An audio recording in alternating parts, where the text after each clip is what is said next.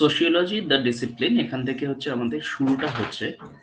এবার এটা যদি আমরা একটু ভেতরে ঢুকি তাহলে আমরা এটার কতগুলো পার্ট দেখতে পারবো। পার্টগুলোকে আমি কিভাবে ভাগ করেছি হয়তো লক্ষ্য করেছো। দেখো, এ তে লেখা আছে modernity and social changes in Europe and emergence of sociology, ঠিক আছে। তো বেসিক্যালি মডার্নিটি আর সোশ্যাল চেঞ্জের কথা বলা রয়েছে কোথাকার, ইউরোপে, ঠিক আছে। যে ইউরোপের মডার্নিটি, ইউরোপেতে মডার্নিটি এসেছিল, সোশ্যাল চেঞ্জ এসেছিল, অ্যান্ড দেন কিভাবে সোশিওলজি ইমার্জ করে। তাহলে এখানে আমি একটা কোশ্চেন রাখছি, তাহলে যদি সোশিওলজি ইউরোপে ইমার্জ করে তাহলে সেটা সারা পৃথিবীতে ছড়ালো কি করে, ভারতে এলো কি করে, সেই জায়গাতেই তো থাকার কথা ছিল, ঠিক।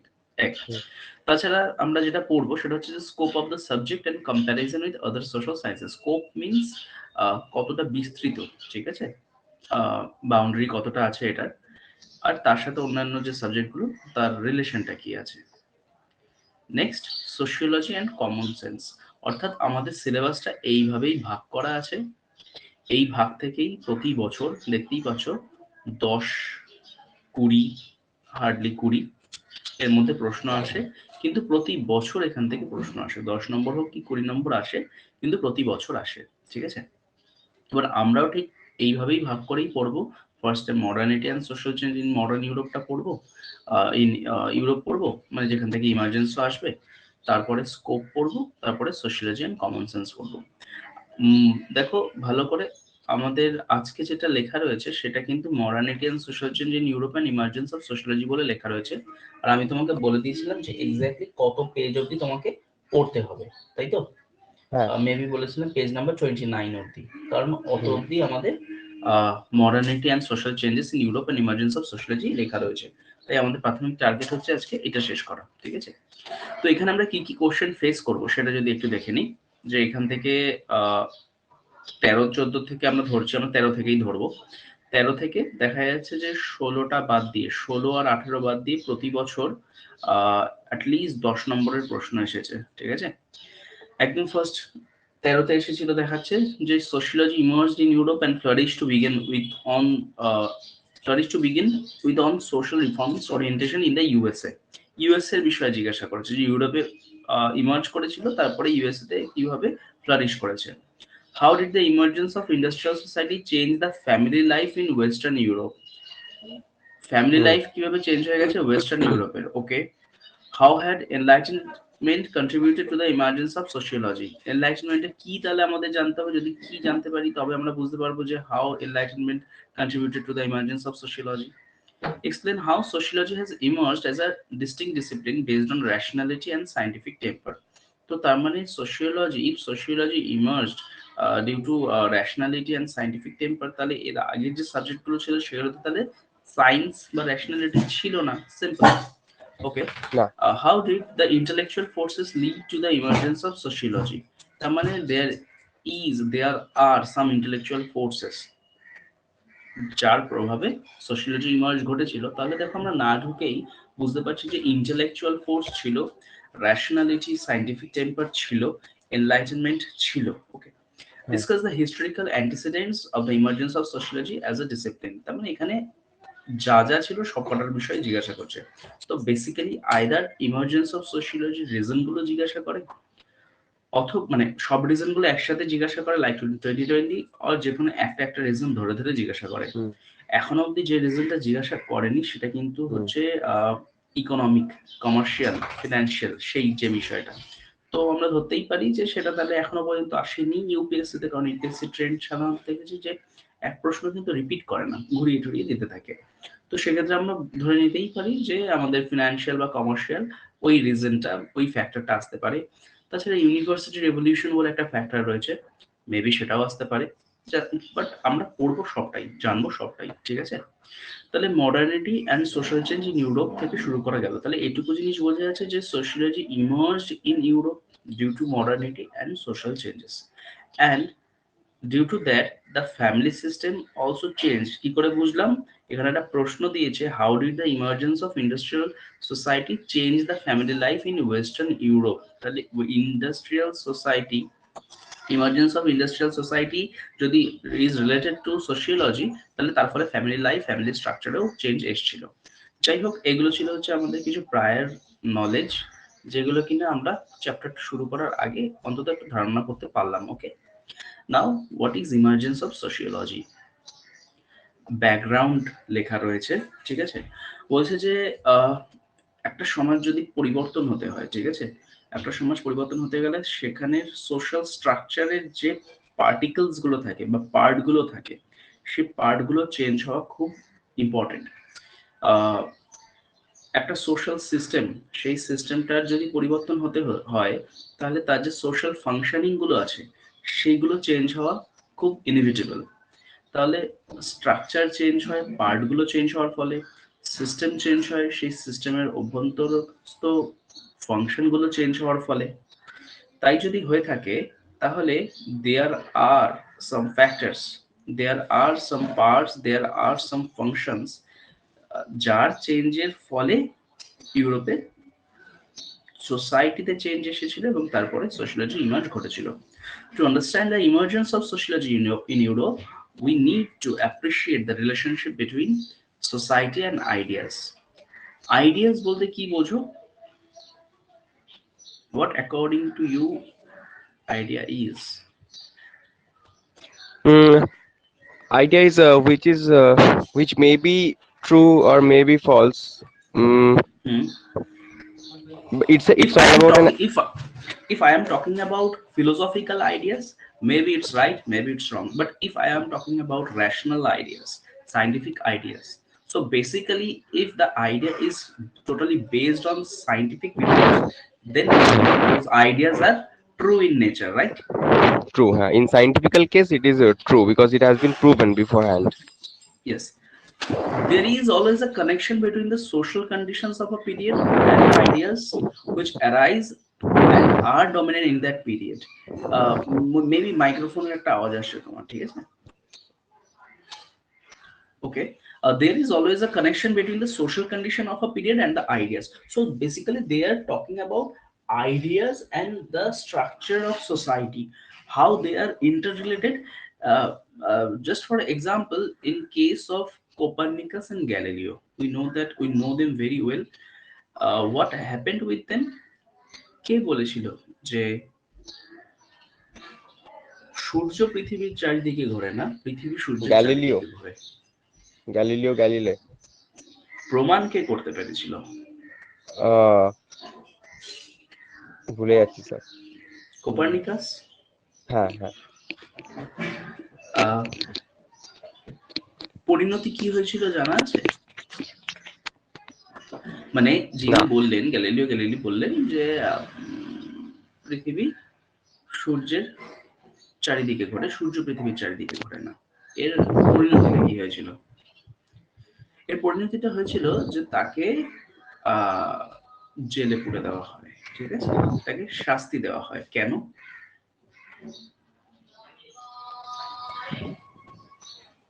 মানে বা আইডিয়াস এর কিছু মানে ভুল ভ্রান্তির জন্য। এইবার আমাদের তাহলে রুটে যেতে হবে যে তারা কারা যারা এটা বিশ্বাস করতো যে সূর্য পৃথিবীর চারিদিকে ঘোরে। তারা কারা যারা এই আইডিয়াটাকে মান্যতা দিয়েছিল এবং কেন? বলছে তারা হচ্ছে সোসাইটির মানুষ, basically priest. They want to prove that যে পৃথিবী হচ্ছে সবচেয়ে সেরা। এই যে সেরা, সেইটা প্রমাণ করার জন্য তাদেরকে মানুষদেরকে বলতেই হতো বা হচ্ছিল যে সূর্য পৃথিবীর চারিদিকে ঘোরে, পৃথিবী সূর্যের চারিদিকে ঘোরে না। তার মানে দেখো, রিলিজিয়াস বিলিফস যেটা দ্বারা তারা প্রমাণ করতে চাইছে যে পৃথিবী সেরা এবং পৃথিবীর তারা শ্রেষ্ঠ জীব, তাই তারা সেরা। এটা একটা এক ধরনের আইডিয়া যেটা সেই সমাজে প্রিভেলিং ছিল এবং সেখানকার মানুষ সেগুলো বিশ্বাস করত। সেই বিশ্বাসে যে প্রথম আঘাত এনেছিল তাকে শাস্তি দেওয়া হলো। মানে এটা ছিল কোনোভাবে ফিলোসফিক্যাল আইডিয়া স্যার। ইট ওয়াজ এটা আ ছিল philosophical philosophical idea. idea, and how this philosophical idea is so much related to that backwarded society. So Yes. in every society there are some kind of ideas which is directly linked to that society. Those are some ideas which prove that is that society is advanced in nature or orthodox in nature. So do you got the relation between idea and structure of society, that how ideas are related to social structure Please. of any specific or particular society? আরেকটা example দিই, কোপার্নিকাসে আসি। হি proved that, কি proof করলেন, যেটা তিনি ওই Galileo proof করতে পারেননি সেটা কোপার্নিকাস প্রুফ করলেন। তার মানে এটা তো আমরা বুঝতে পারছি না যে তাহলে কোথাও না কোথাও রেশনাল থিঙ্কিং এবং সেটা প্রুফ করার যে সায়েন্টিফিক মেথড সেটা ডেভেলপ করেছে সোসাইটিতে, এবং সেটা ডেভেলপ করেছে বলেই তিনি প্রমাণ করতে পারলেন এবং সেখানকার মানুষের চিন্তাধারা তিনি বদলাতে পারলেন। So again ideas are related to society. The roots of the ideas, such as the belief that both nature and society can be studied scientifically, that human beings are essentially rational and that a society built on rational principles will make human beings realize their infinite potentials, can be traced in the development of science and commerce in Europe. We, as a sociological being, we as a social being believe that uh, natural science is something different, social science is something different. In natural science, there are tools, methods, methodologies. Uh, by using those tools, uh, we can compare, we can observe, we can uh, discover new things of nature, like uh, সূর্য কখন উদয় হবে, সূর্য কখন অস্ত যাবে, জোয়ার ভাটা কখন হবে, এগুলো একদম বৈজ্ঞানিকভাবে আমরা আগে থেকে বলে দিতে পারি। কেন বলে দিতে পারি? Because they are the part of natural science, right? But in social science that's not possible. আমরা কোনোদিনও বলতে পারি না যে কোন মানুষটা কবে রিয়্যাক্ট করবে। অর্থাৎ তুমি বলতে পারো যে নির্দিষ্ট চাপে তাপে উষ্ণতায় হাইড্রোজেন এবং অক্সিজেন রিয়াকশন করে জল তৈরি হবে, কিন্তু তুমি কি এটা বলতে পারো যে একটা মানুষকে কতটা প্রেশার দিলে সেই মানুষটা রিয়াক্ট করবে? So what is possible in natural science that's not possible in social science. That's why they believed that sociology, history, anthropology, those are some social sciences in which we can't apply the methods of natural science. But there are some scientists like Auguste Comte, Durkheim, Max Weber, who believes that by using natural method in social sciences like sociology, we can assume, we can measure human nature, human action, social phenomena. কি বললাম, বোঝা গেল? হ্যাঁ, মানে হচ্ছে social সায়েন্সের ক্ষেত্রে সবটা ওই সায়েন্টিফিক্যালি ব্যাখ্যা দেওয়া সম্ভব নয়, তাই ইনারা ভাবলেন সোশ্যাল সায়েন্সটাকে ব্যবহার করে সোশিওলজিক্যাল ডেভেলপমেন্ট সোসাইটিতে যেটা। By using natural science method, by using the method of natural science, where they will use that, they will use in social science like sociology. Why? হ্যাঁ। Why they will use such methodology of natural science? To grasp the idea about society, human nature, social hmm. phenomena, social problems. Why they wanted to grasp the laws or the nature of human behavior and social phenomena? Because by understanding human behavior or social phenomena, they could be able to guess, or I should say, uh, not guess, pre-assume the future. ওকে, যে তারা ভবিষ্যৎটা বুঝতে পারবে। Natural সায়েন্সে ভবিষ্যৎ বোঝা যায়, কিভাবে বোঝা যায়? দেয়ার are different kinds of lodge, ঠিক আছে? বা ন্যাচারাল সায়েন্সে আমরা কজ অ্যান্ড এফেক্ট বলে দিতে পারি। Cause there are various kinds of laws. ছোটবেলা থেকে কি কি ল পড়েছি আমরা? যদি সায়েন্টিফিক্যালি আমরা হিসাব করতে বসি, আইনস্টাইন, নিউটন, বা যে কোনো, যদি তুমি তড়িৎ ধর্মে ঢোকো সেইখানে ল। তো ল গুলো মানে কি ছিল? ল মানে কি? ল মানে হচ্ছে যে যদি নির্দিষ্টভাবে এই কন্ডিশন গুলো ফলো করা হয়, তাহলে প্রত্যেকবার ন্যাচারাল সায়েন্স সেম রিয়াকশন দেবে। But how is this possible to make such circumstances that in society human beings will behave in such manner? অর্থাৎ আমি এমন পরিস্থিতি কিভাবে সৃষ্টি করতে পারি যাতে তুমি একটা নির্দিষ্ট ওয়েতে রিয়াক্ট করো, because you are not molecule, you are human being. So first of all understand the tough job, যে কাজটা খুব টাফ। ন্যাচারাল সায়েন্সের মেথোডোলজি ব্যবহার করে সোসাইটিকে বোঝার চেষ্টা করা, এটা একটা শক্ত কাজ। কি মনে হয়, এটা পসিবল হবে কি হবে না?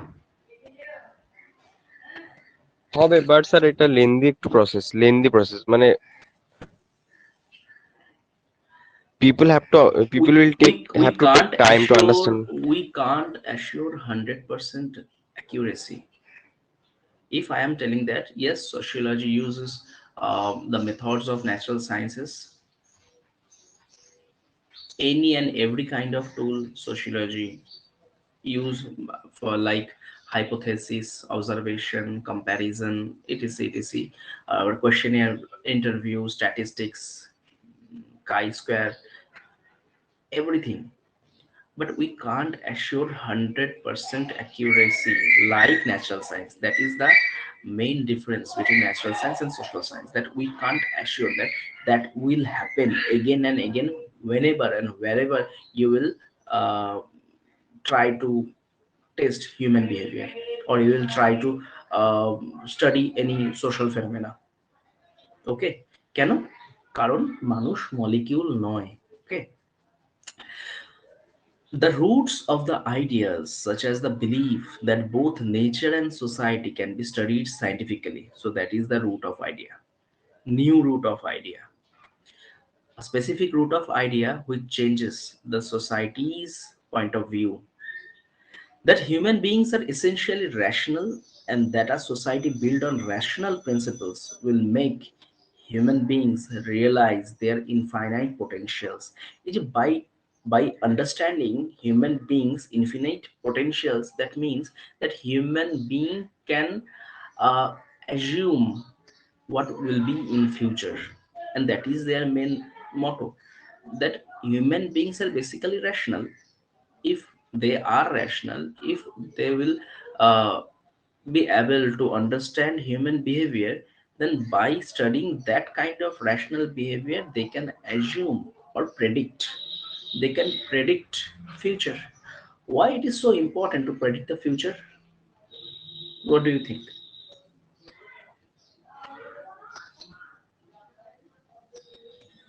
By observation, by observing the No, no, society. I am asking that why it is important for human beings to predict his or her or social future. Why it is important for human being to predict the future? From the past history,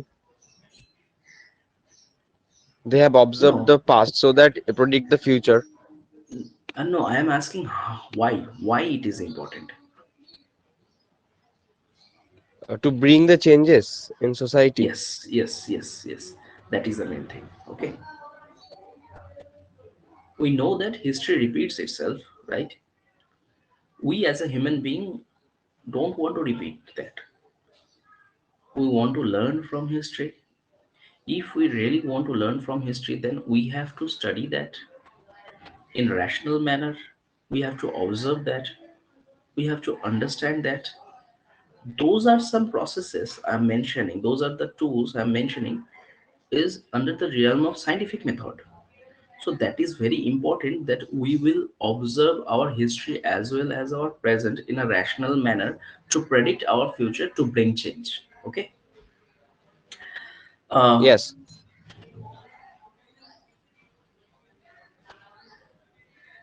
but sir, in that case nature can be studied scientifically, but in all the time society cannot can be studied scientifically in all the time, no. no, that's why I'm telling you that will be not accurate every time.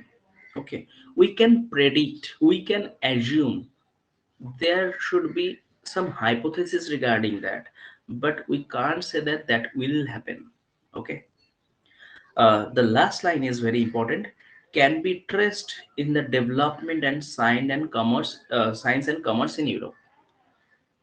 What can be traced? The rational principles, the change, the nature of observation, the use of scientific methods can be traced in the development of science and commerce in Europe. Third para of the clear? The changes we are talking about, the rationality we are talking about, the methods we are talking about, we can see those things in Europe's scientific and commercial revolutions. Okay. Hmm. The new outlook developed as a result of the commercial revolution and the scientific revolution and crystallized during the French and industrial revolution. So we get that there are some kind of revolutions like commercial revolution, scientific revolution, French revolution, industrial revolution, and through those processes, the process of understanding, observing, the process of changing society as well as change in sociology brings faster. তার মানে তাড়াতাড়ি এলো, কি কি মাধ্যমে এলো? রেভলিউশনের মাধ্যমে এলো। এই রেভলিউশন গুলো যদি না আসতো, তাহলে এই যে প্রসিডিওর, দেখো এটা তো বোঝা যাচ্ছে যে সোশ্যাল চেঞ্জ এসেছিল বলে সোশিওলজি এসেছে। এটা একদম আমাদের মাথায় ঢুকিয়ে নিতে হবে যে সোশ্যাল চেঞ্জ এসেছিল বলে সোশিওলজি এসেছিল। কেন? To study the rapid change in society. কি কারণে সোশিওলজি এসে মানে সোশ্যাল চেঞ্জ গুলো এসেছিল, কি কারণে? সোশ্যাল চেঞ্জ গুলো এসেছিল রেভলিউশনের কারণে। তার মানে রেভলিউশন এসেছিল, তার ফলে সোশ্যাল চেঞ্জ এসেছিল, সোশ্যাল চেঞ্জের ফলে সোশিওলজি এসেছিল। এইবার কোশ্চেন হচ্ছে যে রেভলিউশন কেন এসেছিল? রেভলিউশন আসার কারণগুলো জানার জন্য আমাদের রেভলিউশন গুলোর বিষয় জানতে হবে। কি কি revolution? Commercial, scientific, French, industrial. Okay, তাহলে এই স্লাইডটা আমাদের বোঝা গেল। হ্যাঁ। The enlightenment period. আমরা এনলাইটেনমেন্ট পিরিয়ড নিয়ে একটা প্রশ্ন পেয়েছিলাম এখানে, ঠিক আছে? প্রশ্নটা কি ছিল? How had the emergence of enlightenment contributed to the emergence of sociology, right? Sociology. So what is basically enlightenment period is? The roots of the ideas developed by the early sociologists are grounded in the social conditions that prevailed in Europe. Termটা দেখো, grounded in the social conditions that prevailed in Europe. Grounded in the social condition means what kind of situation is that? Poverty. First of all, we have to understand that যেখানেই সমস্যা সেখানেই উপায় আসে।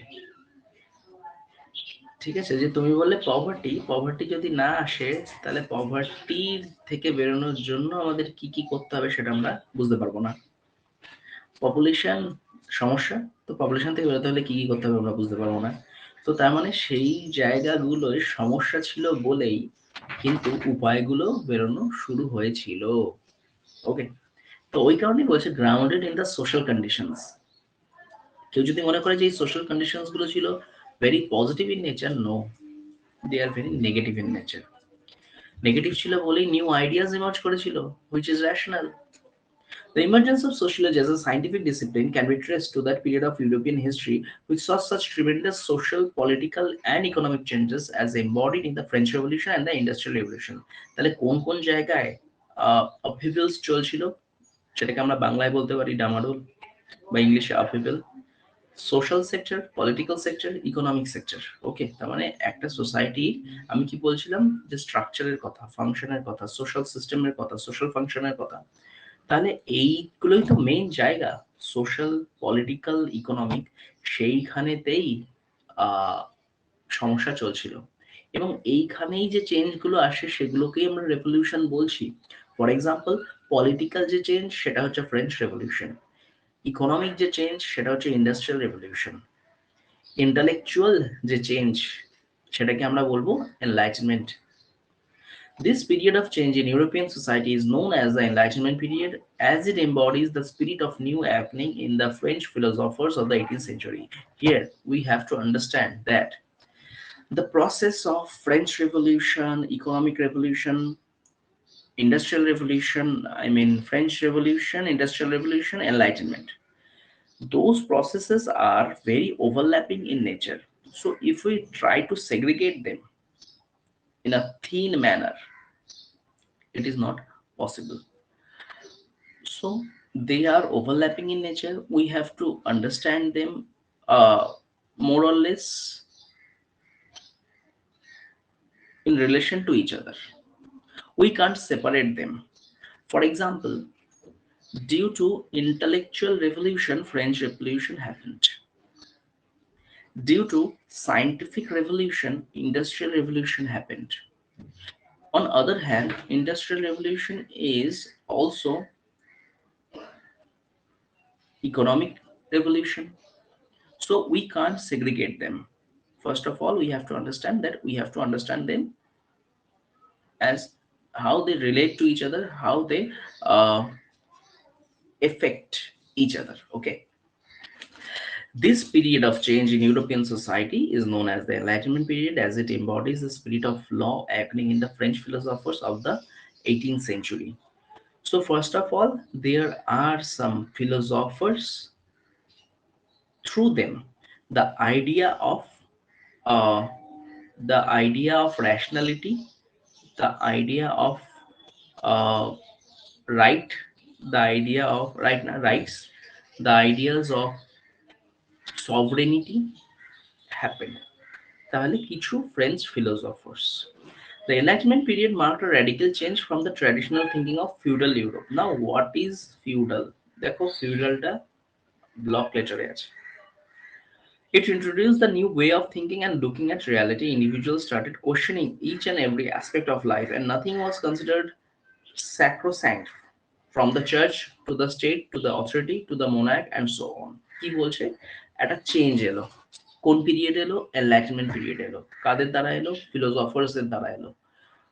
কি পরিবর্তন এলো? Feudal mode of thinking change holo. What is feudal mode of thinking? Do you know what is feudal society and what are its characteristics? Feudal society means maximum people are depending on farming activity, peasants. Yes. How? What are the structure of that specific society? Their daily lifestyle and daily activity on farming grounds, and that is their bread earning procedure.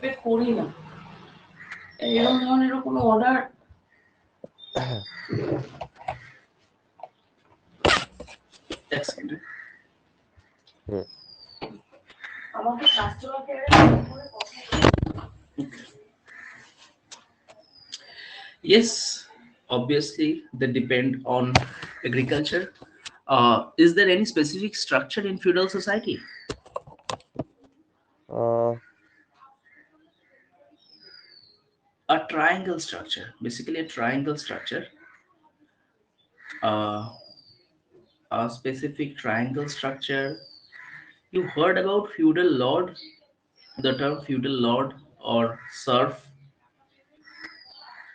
uh, Landowner or jamindar. Landowners, yes, yes, yes. So what is the right term? Zamindar or landowner or feudal lord? And I why think there are different? Yes. in the European term it is landowner, and in the case So of India it is jamindars. so it exists in every society, not Hmm. only in Europe but in India also. But in And the case of maybe India, the Britishers has been popularized it, I think. yes, but there is a prevailing notion of zamindars as well. Hmm. Hmm. Hmm. Hmm. Okay. So what's that? According to feudal mode of thinking, or what is feudal mode of production? That is a economic mode of production. Okay, mode of production means the process how uh, how the economy is running, or how they produce. Okay, so they are producing through the feudal mode. How's the mode? What is the mode? What is the structure basically? Sir, repeat please. Pyramid structure. Yes, a specific, one second, a specific pyramid structure. Okay, আমরা দেখতে পাচ্ছি The যে main. এই মাথাটা খুব সরু হুম, এবং এর নিচটা খুব মোটা, আর এই জায়গাগুলো একটু সরু থেকে মোটা হয়েছে, রাইট? এই জায়গায় আমরা তাহলে বলতে পারি যে এইখানে ছিল হচ্ছে খুব কম মানুষ, এইখানেই ছিল কিন্তু আসলে লর্ড। ওকে, আর এইখানে কারা ছিল, যাদেরকে আমরা ওই ভাষায় বলে থাকি সার্ফ, বা আমাদের ভাষায় আমরা হুম, পিজেন্ট বলি। ঠিক আছে, হুম, কি জিনিস? তাহলে মাঝে কারা ছিল, কে কি করতো? এই সার্ফদের এগ্রিকালচার ফিল্ড দেওয়া থাকতো, সেই এগ্রিকালচার মিডলম্যান। ফিল্ডেই, হ্যাঁ আসছি, এই এগ্রিকালচার ফিল্ডেই মানে সার্ফ যারা ছিল একদম লোয়ার র্যাঙ্কে যারা ছিল, তাদেরকে এগ্রিকালচার ফিল্ড দেওয়া থাকতো, তারা সেখানেই চাষ করতো। সেখান থেকেই ট্যাক্স বাবদ আইদার সমস্ত ওই এগ্রিকালচার মানে মানে তারা যা উৎপাদন করছে সেই সেই সেই সবটা তাদের থেকে নিয়ে নেওয়া হতো। তার মানে সোজা কথায় বলতে পারি যে তাদের ট্যাক্সের ওপরে এই ওপরের পুরো স্তরটা অ্যাক্টিভ থাকতো। কাদের? এদের, সার্ভদের ওপর ডিপেন্ড করে। এই যে সার্ভদের উপর ডিপেন্ড করে এরা সবাই অ্যাক্টিভ থাকতো, এই মাঝে মিডলম্যানরা ছিল। এখানে আমরা ফেলতে পারি মিডলম্যান বলতে সায়েন্টিস্ট, প্রিস্টস, ঠিক আছে, এলিট পিপলস। ওকে, তার মানে আমরা একটা জিনিস স্পষ্ট বুঝতে পারছি যে যার জমি আছে সে অবশ্যই ফিউডাল লর্ড, বাট সে সেই জমিতে সার্ফ রেখে দিচ্ছে যাতে তাদের উৎপাদন করা সমস্ত কৃষিকাজ থেকে, এগ্রিকালচার প্রোডাকশন থেকে বাদবাকি এই সমস্ত সেকশন বেঁচে থাকতে পারে। What kind of process is that? This is a pure example of exploitation, right? Just exploitationটা সোজাসুজি ভাবে দেখা যাচ্ছে। আচ্ছা, সার্ফরা কি পেত? সার্ফরা যেটা পেত তারা হচ্ছে সেই জমিতে থাকতে পারতো এবং তাদের ৩ বেলার খাবার পেত। ঠিক আছে, এবার প্রশ্ন হচ্ছে যে এক্সপ্লয়টেশন যদি হচ্ছিল তো তাহলে তারা প্রোটেস্ট করেনি কেন? Because they have nothing. They don't have Look, landowning rights. we heard about Karl Marx, we heard about class struggle, we heard about Hmm. class revolution, we heard about labors. In that case, they also don't have any rights on their industry, they don't have any land. So why Hmm. they protest against those capitalists and bureaucrats, and why they didn't? Because they are not getting their proper wages as per their working In that case process. also, in that Hmm. case also, so why they didn't protest? Hmm. Because the answer is, uh, আমি তোমাকে exploit করব, কিন্তু Hmm. যদি একটা অভিভাবক সুলভ আচরণ আমার থাকে, যে দেখো আমি যা করছি তোমার ভালোর জন্যই করছি, তাহলে কিন্তু তোমার দ্বারা সম্ভব নয় আমার বিরুদ্ধে প্রোটেস্ট করার। কারণ তুমি কি জানো, আমি যা করছি তোমার ভালোর জন্য করছি, রাইট? ফিউডাল লর্ড যারা ছিল তারা এই সার্ভদের সাথে একটা সম্পর্ক রাখতো। সম্পর্কটা হচ্ছে লাইক প্যারেন্ট, যে feudal Lord is like the parent of serves. এবার প্যারেন্ট যতই চাইল্ডকে অ্যাবিউজ করুক বা এক্সপ্লয়েট করুক, চাইল্ডরা আইদার সেটা বুঝতে পারে না বা বুঝলেও ভাবে যে আমার ভালোর জন্য করছে, রাইট? এই সেম এক্সাম্পলটা মনে রেখো, যে এই ফিউডাল সোসাইটিতে এই রিলেশনটা ছিল, যেই রিলেশনটা কিন্তু ইন্ডাস্ট্রিয়াল সোসাইটিতে না থাকার কারণেই প্রোটেস্ট গুলো হবে। বুঝতে পারলে? একই ধরনের এক্সপ্লয়টেশন, সেই ওয়েজ না পাওয়া, সেই ডোমিনেশন, সেই ইনইকুয়ালিটি, বাট তাও সেই সোসাইটিতে প্রোটেস্ট হয়নি, এই সোসাইটিতে হয়েছিল। ওকে, তাহলে enlightenment thinking of feudal Europe মানে এমন একটা থিঙ্কিং যেখানে কোনো রেশনাল চিন্তা ভাবনা ছিল না, দে আর অর্থোডক্স ইন নেচার, সেখানে কোনো রকম কোনো এডুকেশন, সায়েন্স এইসব কিছু ছিল না, তারা লাইফকে প্রশ্ন করতে জানতো না, তার মানে তারা লাইফকে প্রশ্ন করতে শিখলো যে যেটা আছে কেন আছে, যেটা হবে সেটা হচ্ছে সেটা কেন হচ্ছে। It introduce the new way of thinking and looking at reality. Individuals started questioning each and every aspect of life, and nothing was considered sacrosanct, from the church to the state to the authority to the monarch and so on. মানে তখন কি ছিল, যে church যা বলবে, authority যা বলবে সেটাই ঠিক। ঠিক যেমন আমরা গ্যালিলিওর এক্সাম্পলে প্রথমেই বলেছি, সেটাকে তারা কোশ্চেন করা শুরু করলো, যে চার্চ যেটা বলছে সেটা সত্যি কি করে হয়। কারণ চার্চকে তো মিথ্যা প্রমাণ করে দিল, এবার বোঝা গেল গ্যালিলিওকে কেন শাস্তি দেওয়া হয়েছিল।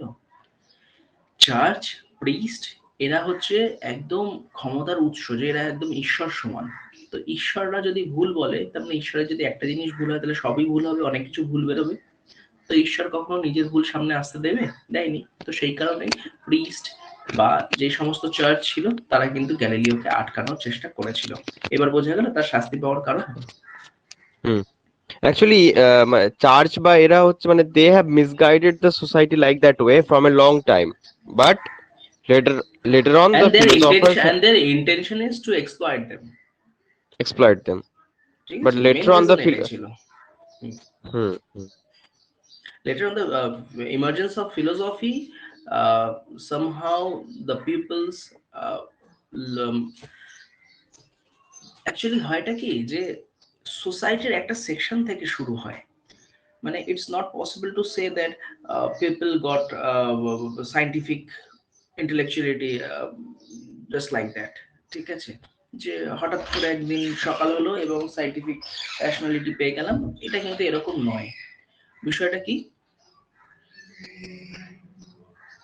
নির্দিষ্ট কিছু সায়েন্টিস্টদের আইডিয়া, মানে সোশ্যাল সায়েন্টিস্টদের আইডিয়া, সেগুলো বহু বছর ধরে সমাজে থাকে, সেগুলো ধীরে ধীরে ছড়ায়, সেগুলো মানুষ দেখে, বোঝে, তারপর অ্যাকসেপ্ট করে।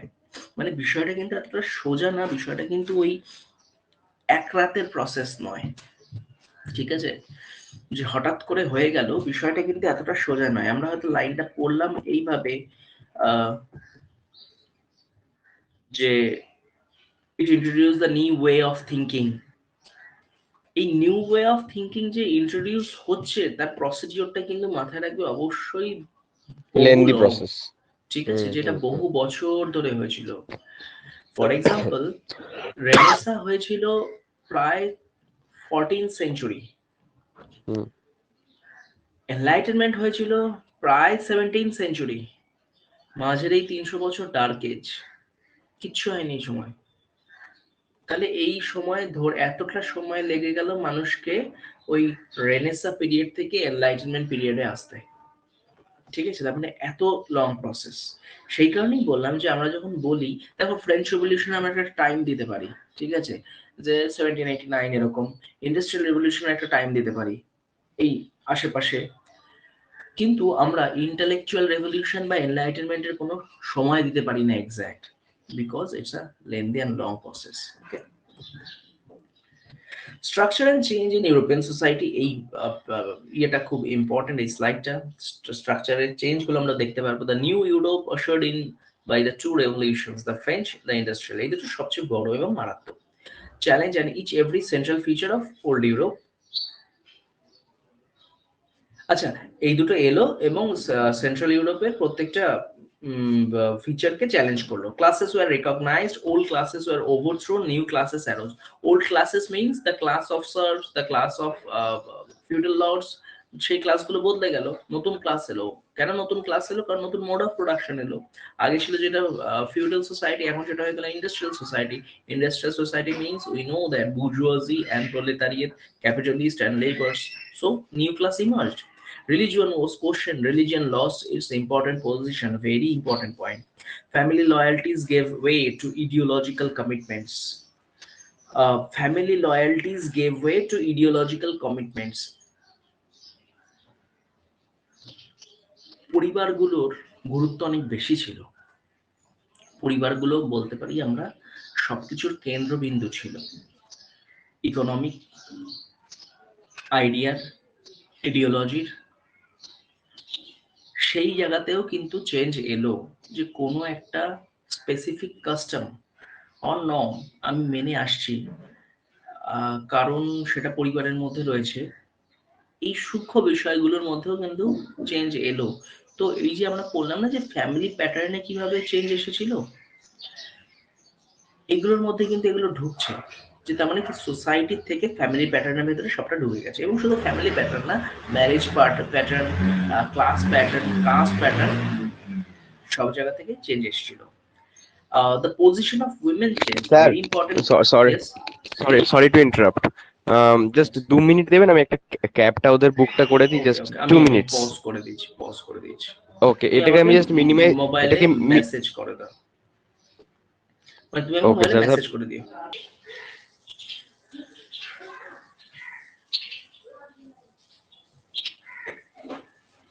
Okay. And finally, monarchy was overthrown, democracy was heralded in. এখানে পয়েন্ট পয়েন্ট করে লেখা রয়েছে, ঠিক আছে? এবং আমরা জাস্ট একটা গ্লিমস পাচ্ছি যে কি কি চেঞ্জ এলো জাস্ট, এবং এইগুলোই আমাদের জন্য important. The central concepts of society, namely religion, community, power, wealth, etc., were all taking on new bearings and new implications. The contrast between present and past seems stark. Changes আসছে, কোথায় আসছে? The central concepts of society. Societyর central concept কি কি ছিল? Religion, community, power, wealth. এই সমস্ত জায়গায় নতুন নতুন চেঞ্জ আসলো। ডিফারেন্সটা কি আরো হিউজ হচ্ছিল যত দিন যাচ্ছিল। For the aristocrat, threatened with the loss of life and property, the present was terrifying. Aristocrat মানে কাদের বোঝাচ্ছে? যারা ছিল কিনা হচ্ছে ফিউডাল লর্ড, সায়েন্টিস্ট, বা হচ্ছে এলিট পিপল। আমি তো এই সেকশন পিপলের কথা বললাম।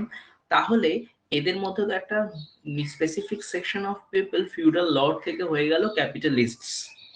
তাহলে এই অ্যারিস্টোক্রেট মানে কিন্তু বেসিক্যালি এলিট পিপল। বোঝা গেল কি বললাম? আবার বলছি, যে যাদের ধরো ল্যান্ড ছিল, ল্যান্ড যাদের ছিল স্পেসিফিক্যালি, তারা কোথাও না কোথাও কনভার্ট হয়ে গেল টু ইন্ডাস্ট্রিয়ালিস্ট। বাট যাদের ল্যান্ড ছিল না, যারা একটা এলিট লাইফ লিড করতো, যাদেরকে কিনা আমরা অ্যারিস্টোক্রেট বলে জানতাম, এবং তারাও ওই স্পেসিফিক সার্ভদের ট্যাক্সের ওপরই জীবন ধারণ করতো, তাদের জীবন থ্রেটেন্ড হলো, যে তাদের যা কিছু জমি ছিল সেটা যাওয়ারও ভয়, এবং তাদের জীবনহানিরও ভয়।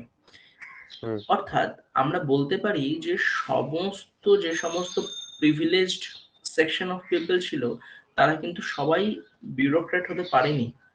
বিউরোক্রেট হতে পেরেছিল একটা লিমিটেড সেকশন। বাট পরবর্তীকালে সেই লিমিটেড সেকশনই নিজের প্রপার্টি আরো বাড়াতে থাকে। ওকে, সবাই যদি বিউরোক্রেট হয়ে যেত, তাহলে সোসাইটির যে exploitation level in industrial society সেটা আরো বাড়তো। সবাই হতে পারেনি, এটা আমাদের ভাগ্য ভালো, মানে তাদের ভাগ্য ভালো ছিল। আচ্ছা, for the peasant, the present was intoxicating as it offered new opportunities and powers. Peasantরা কি দেখছে? আমরা নতুন নতুন অপরচুনিটি পাচ্ছি। কি হিসাবে অপরচুনিটি পাচ্ছি? মোড অফ প্রোডাকশন চেঞ্জ হয়ে গেছে। আগে যে ফিউডাল মোড অফ প্রোডাকশন ছিল, সেখানে তারা কোনো রকম টাকা পেত না। টাকা, টাকা ইম্পর্টেন্ট জিনিস। তারা কি পেত বলেছিলাম?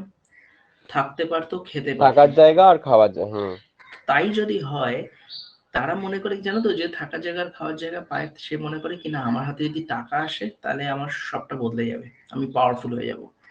তো সেই কারণে তারা টাকা ইনকামের জন্য কোথায় গেল? তারা ওয়েজ লেবার হয়ে গেল। ওয়েজ লেবার মানে কি? আমরা জানি যে ওই দৈনিক মজুরির ভিত্তিতে যারা কাজ করে। তো তারা পরিবার ছেড়ে দিয়ে চলে গেল কোথায়? শহরে বা ইন্ডাস্ট্রিতে। সেখানে সেই বাজে এনভায়রনমেন্টের মধ্যে তারা, আনহাইজেনিক এনভায়রনমেন্টের মধ্যে তারা কাজ করা শুরু করলো। 10-12 ঘন্টা কাজ করছে, ওয়েজ পাচ্ছে।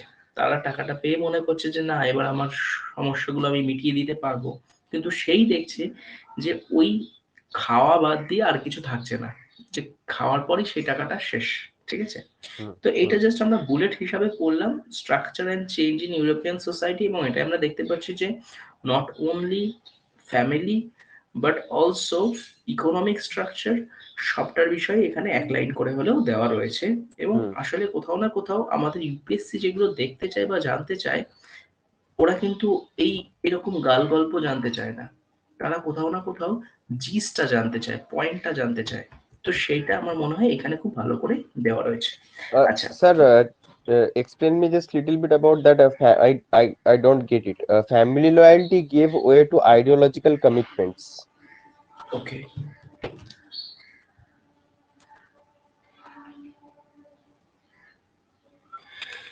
what do you understand by ideology? Ideology. For example, Particular. তুমি তুমি কাউকে একটা কথা দিয়েছো, ঠিক আছে? আইডিওলজি বলতে সাধারণত আদর্শ বোঝায়। হুম তোমার হুম আদর্শ তোমাকে বলে যে হুম যোগ্য মানুষকে সুযোগ দাও, কিন্তু তোমার ফ্যামিলি বলে that they believe in nepotism. হুম তো সেক্ষেত্রে তুমি কোনটাকে বেশি গুরুত্ব দেবে, ফ্যামিলি লয়ালটি নাকি ইডিওলজি? family loyalty. মানে বাট এটা, এক্ষেত্রে হ্যাঁ হ্যাঁ, জিনিসটা হুম ডিফারেন্ট, ঠিক আছে? যে hmm family hmm loyalties gave way to ideological commitments. Ideological commitment মানে অ্যাজ হিউম্যান বিইং আমরা তো কিছু কমিটমেন্ট থাকে যে না এটা করা উচিত না, ওটা করা উচিত না, এটা আমি আদর্শ মেনে চলবো, নৈতিকতা মেনে চলবো, হ্যাঁ হ্যাঁ হ্যাঁ মূল্যবোধ হ্যাঁ মেনে চলবো, that I will follow my ethics, my hmm specific ideology in life. তো সেই জায়গাগুলো লয়্যালটিটা ভাঙলো। আমি এর এক্সাম্পল হিসেবে কি বলেছিলাম, যে ফ্যামিলিটা ছিল হচ্ছে কোথাও না কোথাও হাব বা centre of economic prosperity, of moral prosperity. তো সেই জায়গায় যখন ফ্যামিলিকেও যখন আমরা সরিয়ে দিচ্ছি, তাহলে বোঝো যে কতটা আমাদের মধ্যে থিঙ্কিং এর চেঞ্জ এসে গেছিল। ঠিক আছে, হুম ওকে।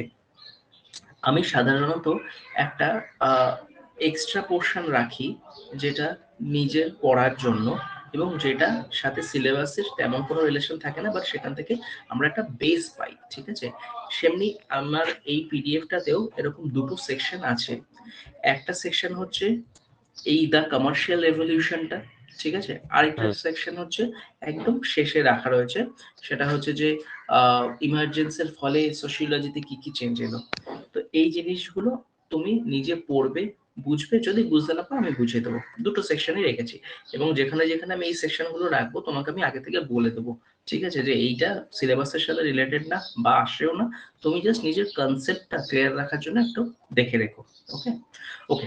The social conditions in which sociology emerged. দেখো সেই চোখের সামনে আবার একদম জ্বলন্ত অবস্থায় দেখতে পাচ্ছি পাঁচটা রিজন: হ্যাঁ French, industrial, commercial, scientific, Renaissance. এইখানে যে কমেডিটা হয় সেটা হচ্ছে যে তোমাদের ইন্ডাস্ট্রিয়াল আর কমার্শিয়ালটা একসাথে মার্জ করে দেয়, বা কমার্শিয়ালটাকে ধরেই না, জাস্ট ইন্ডাস্ট্রিয়ালটা দেয়। মানে কমার্শিয়াল বলে যেটা কিছু আছে সেটা ধরে না। কেন ধরে না? কারণ কোথাও না কোথাও তারা যে আলটিমেট রেজাল্ট ইন্ডাস্ট্রিয়াল রেভলিউশন, সেটা জানতে চায় বা দেখতে চায়। কিন্তু কমার্শিয়াল রেভলিউশনকে আমি কেন রেখেছি, যাতে তোমার বিষয়টা ক্লিয়ার থাকে যে আমরা ইন্ডাস্ট্রিয়াল রেভলিউশনে এলাম কি করে। ওই যে এলাম কি করে, আমি বলেছিলাম যে দে আর ওভারল্যাপিং ইন নেচার, যে কোথাও না কোথাও একটাকে না ছেড়ে আমরা আরেকটায় যেতে পারি না। সেই কারণে আমি কমার্শিয়াল রেভলিউশনটাকে স্পেসিফিক্যালি রেখেছি। বাট আর হুম অন্য কোনো সিলেবাসে কমার্শিয়াল রেভলিউশনটা থাকে না। ইন্ডাস্ট্রিয়াল রেভলিউশনই আমরা পড়ি as economic revolution, French revolution পড়ি as political revolution, scientific revolution পড়ি as intellectual revolution, ব্যাস। তাহলে কমার্শিয়াল রেভলিউশনটা তুমি জাস্ট রিডিং দিচ্ছ, যে জায়গায় বুঝতে পারছো না আমার থেকে তুমি জেনে নিচ্ছ। তাছাড়া বাদ বাকি আমরা সবটাই কভার করবো। ওকে, আরেকটা দেখো নতুন টার্ম আমরা পেলাম, সেটা হচ্ছে রেনেসা। কি লেখা রয়েছে দেখো, it was during these two revolutions in Europe, covered by what is popularly known as the Renaissance period, when there took place a revival of art, literature, music, culture, science, and so on. Renaissance period চলেছিল 1400 থেকে 1600 অব্দি, 14th century to 16th century. Industrial revolution, French revolution, এগুলো হয়েছিল after 17 আর 18th century, 18th century আমরা বলতে পারি। Renaissance থেকে এই যে ডিফারেন্সটা, যে সময়টাকে আমরা কি বলেছিলাম, ডার্ক এরা, ঠিক আছে, ডার্ক এজ। ডার্ক, হ্যাঁ ডার্ক এজ বা ডার্ক এরা, কেন এরা আমরা এরা হ্যাঁ এটা, হ্যাঁ। হ্যাঁ, কেন আমরা, হ্যাঁ এজও বলে এরাও বলে, ঠিক আছে, দুটোই বলতে পারো। তো কেন আমরা ডার্ক এটাকে এজটা তো এরকম, জানি একদম ওই মানে আয়রন এজ বা ওই ওই টাইমটাকে বলে, একদম দ্য না না না বিগিনিং না, অফ। এই মাঝের জায়গাটাও কিন্তু ডার্ক এরা ছিল। কেন আচ্ছা। বলছি, তার কারণ রেনেসার ফলে মানুষ ভেবেছিল যে মডার্নিটি আসবে। দেখো, যে একটা চেঞ্জ এসেছিল arts, culture, literature, music, science, এই সমস্ত বিষয়। কি মনে হয়, এবার আমি তোমাকে প্রশ্ন করছি, যে একটা চেঞ্জ এলো, চেঞ্জ ইন এভরি অ্যাসপেক্ট, কোন কোন অ্যাসপেক্ট বলছি, আর্ট, মিউজিক, কালচার, সায়েন্স, মানে লিটারেচার। যাতে মানুষের এই এই জিনিসগুলো রিফ্লেক্ট হয়, সেই জায়গাগুলো চেঞ্জ আসছে।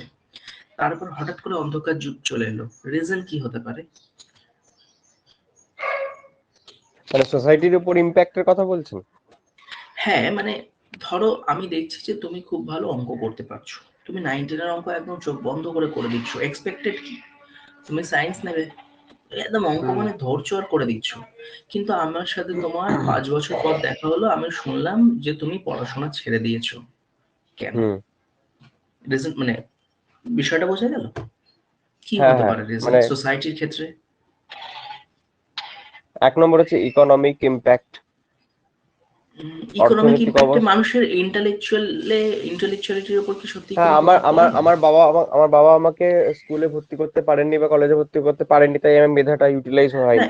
in terms of society, regarding society, intellectual যে চেঞ্জেস, সেটা কি ইকোনমিক চেঞ্জেস এর জন্য বাধা হতে পারে? মানে ইকোনমিক চেঞ্জেস না, কি পারে না। ইন্টেলেকচুয়াল চেঞ্জেস এর জন্য বাধা হতে পারে? দেখো, আমরা না। যতই গরিব হই না কেন, আমাদের কিন্তু মাথাটা চলতে থাকে, ঠিক আছে, হুম। বরং যতই পুরো মানে ব্যাকওয়ার্ডেড ইকোনমিক কন্ডিশন থেকে থ্রু আওয়ার ইন্টেলেকচুয়ালিটি আমরা কিন্তু সামনে আসি। এই ক্ষেত্রে যে রিজনটা ছিল সেটা হচ্ছে রিলিজিয়াস অর্থোডক্সি। আচ্ছা। রিলিজিয়াস অর্থোডক্সি এমন ভাবে বিষয়টাকে চেপে ধরেছিল যে মানুষের এটা বাইরে বেরোতে পারেনি। আর যখন বেরোয়, তখন মানুষ খুব বাজে ভাবে বেরোয়। কোথায় বেরোলো?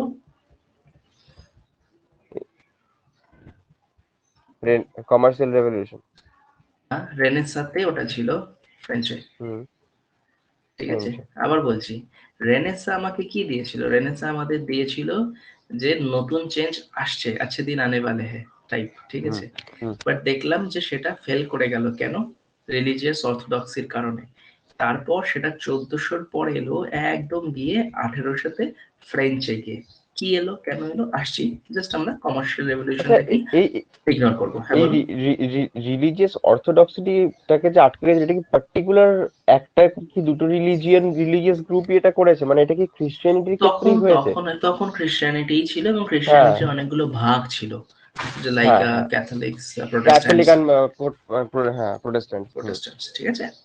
ওকে, Europe produced a scientific revolution in the Renaissance period of 14th and 16th century। দেখেছো রেনেসা পিরিয়ড কত লেখা রয়েছে? 14 টু 16 সেঞ্চুরি, মানে কত এডি। লং হতে পারে, কত বছর বলো তো, 200 বছর। হুম 200 বছর ধরে একটা পিরিয়ড চলেছিল, তার মানে কি সেটা কন্টিনিউ ছিল না বলেই 200 বছর? মানে কন্টিনিউটি, মানে আমি বলছি সেই। যে রেনেসা যদি 1400-এ চলে এসেছিল, তো ফ্রেঞ্চ রেভলিউশন আসতে কেন এত বছর সময় লেগে গেল? ফ্রেঞ্চ রেভলিউশন কি আমরা পড়বো, আমরা জানবো, এত বছর কেন সময় লেগে গেল? যদি রেনেসা এত তাড়াতাড়ি এসে গেছে, মানে ফর এক্সাম্পল তুমি ক্লাস 8-এ পড়ো, 5 বছর পর দেখলাম তুমি ক্লাস 8-এই পড়ো, কেন? হুম। না। 5 বছর পর দেখছি তুমি ক্লাস 9-এ পড়ো, এরকম তো হওয়ার কথা নয়। হুম। সাইন্টিফিক রেভলিউশন কিন্তু বেসিক্যালি তখন থেকে শুরু হয়ে গেছিল। The impact of the scientific revolution was crucial not just in changing material life but also people's ideas about nature and society। যে আমরা দুনিয়াটাকে বদল করতে পারি, এই জিনিসটা যেটা সবচেয়ে বেশি অ্যাকসেপ্ট করেছিল সেটা হচ্ছিল ইংল্যান্ড। ইংল্যান্ড প্রথম থেকেই চেষ্টা করেছিল নিজেদের দেশের সায়েন্টিফিক টুলস, সায়েন্টিফিক মেশিনারিজ আবিষ্কার করা, সায়েন্সের দিক থেকে, সায়েন্টিফিক রেভলিউশনের দিক থেকে অনেক বেশি তারা সচেষ্ট ছিল। কেন? তারা বুঝতে পেরেছিল যে ম্যাটেরিয়াল লাইফ যেটা রয়েছে, সেটাকে যদি কিছু চেঞ্জ করতে পারে, সেটা হচ্ছে তাহলে মেশিন। তো তাই তারা মেশিনের ওপর, নতুন আবিষ্কারের ওপর দারুণভাবে ঝোঁক ফেলেছিল। তুমি যদি আবিষ্কারগুলো একটু দেখতে থাকো যে কোথায় কি কি আবিষ্কার হয়েছে, দেখবে বেশিরভাগ যন্ত্র বা নতুন জিনিস আবিষ্কার তখন ইংল্যান্ডের কোটাতেই থাকতো, যে ইংল্যান্ড সেগুলো আবিষ্কার করেছে। The history of science does not mean a list of dates and events to be memorized. তাহলে হিস্ট্রি অফ সায়েন্স মানে কি, এখানেও দেখো ওটা ক্লিয়ার করে দিচ্ছে যে ডেট বা ইভেন্ট দিয়ে আমরা বোঝাতে পারবো না, সেটা জাস্ট একটা গ্র্যাজুয়াল প্রসেস এবং সেটা এইভাবেই হয়। It is a story of interconnection between science and society, polity, economy and culture, যেটা আমি একদম প্রথম থেকে তোমাকে বলছি, ওভারল্যাপিং, ধীরে ধীরে আস্তে আস্তে হবে, কোনো ডেট টাইম আমরা বলতে পারবো না। The Renaissance period saw the beginning of the scientific revolution. তো সো থ্যাংক গড যে রেনেসা পিরিয়ডের সময় ভাগ্যিস একটা জিনিস হয়েছিল, that is scientific revolution, and through that scientific revolution new machineries, new tools emerged, and through this tools, by this tools our daily life, our mundane life got changed. আমরা নতুন মডার্নিটির স্বাদ পেয়েছি, at least in terms of machines, at least in terms of gadgets, অর্থাৎ আমরা যা পড়ছি, যা খাচ্ছি, সেই সমস্ত দিক থেকে। It marked an area of description and criticism in the field of science. It was a clear break from the past, a challenge to old authority. তো অবশ্যই সায়েন্টিফিক রেভলিউশন মানে পাস্ট গুলোকে পুরো মানে চ্যালেঞ্জ করছে। ধরো একটা সামান্য দূরবীন আবিষ্কার, এটাও কিন্তু সায়েন্টিফিক রেভলিউশনের মধ্যেই পড়ছে। কেন পড়ছে? তার কারণ এই যে নতুন কিছু আবিষ্কার করছি, সায়েন্স যদি না আসতো, প্রত্যেককে কিন্তু আজও গ্যালিলিও গ্যালিলি হয়েই কারাগারে থাকতে হতো। ভাগ্যিস কোপার্নিকাস এসেছিল। কোপার্নিকাস এসেছিল মানে কি? Scientific revolution. Science doesn't develop independent of society, rather it develops in response to human needs. Very important line. Science does not develop independent of society. বলে না আমরা যে necessity is the mother of all discoveries, ঠিক আছে? তো মানেটা কি?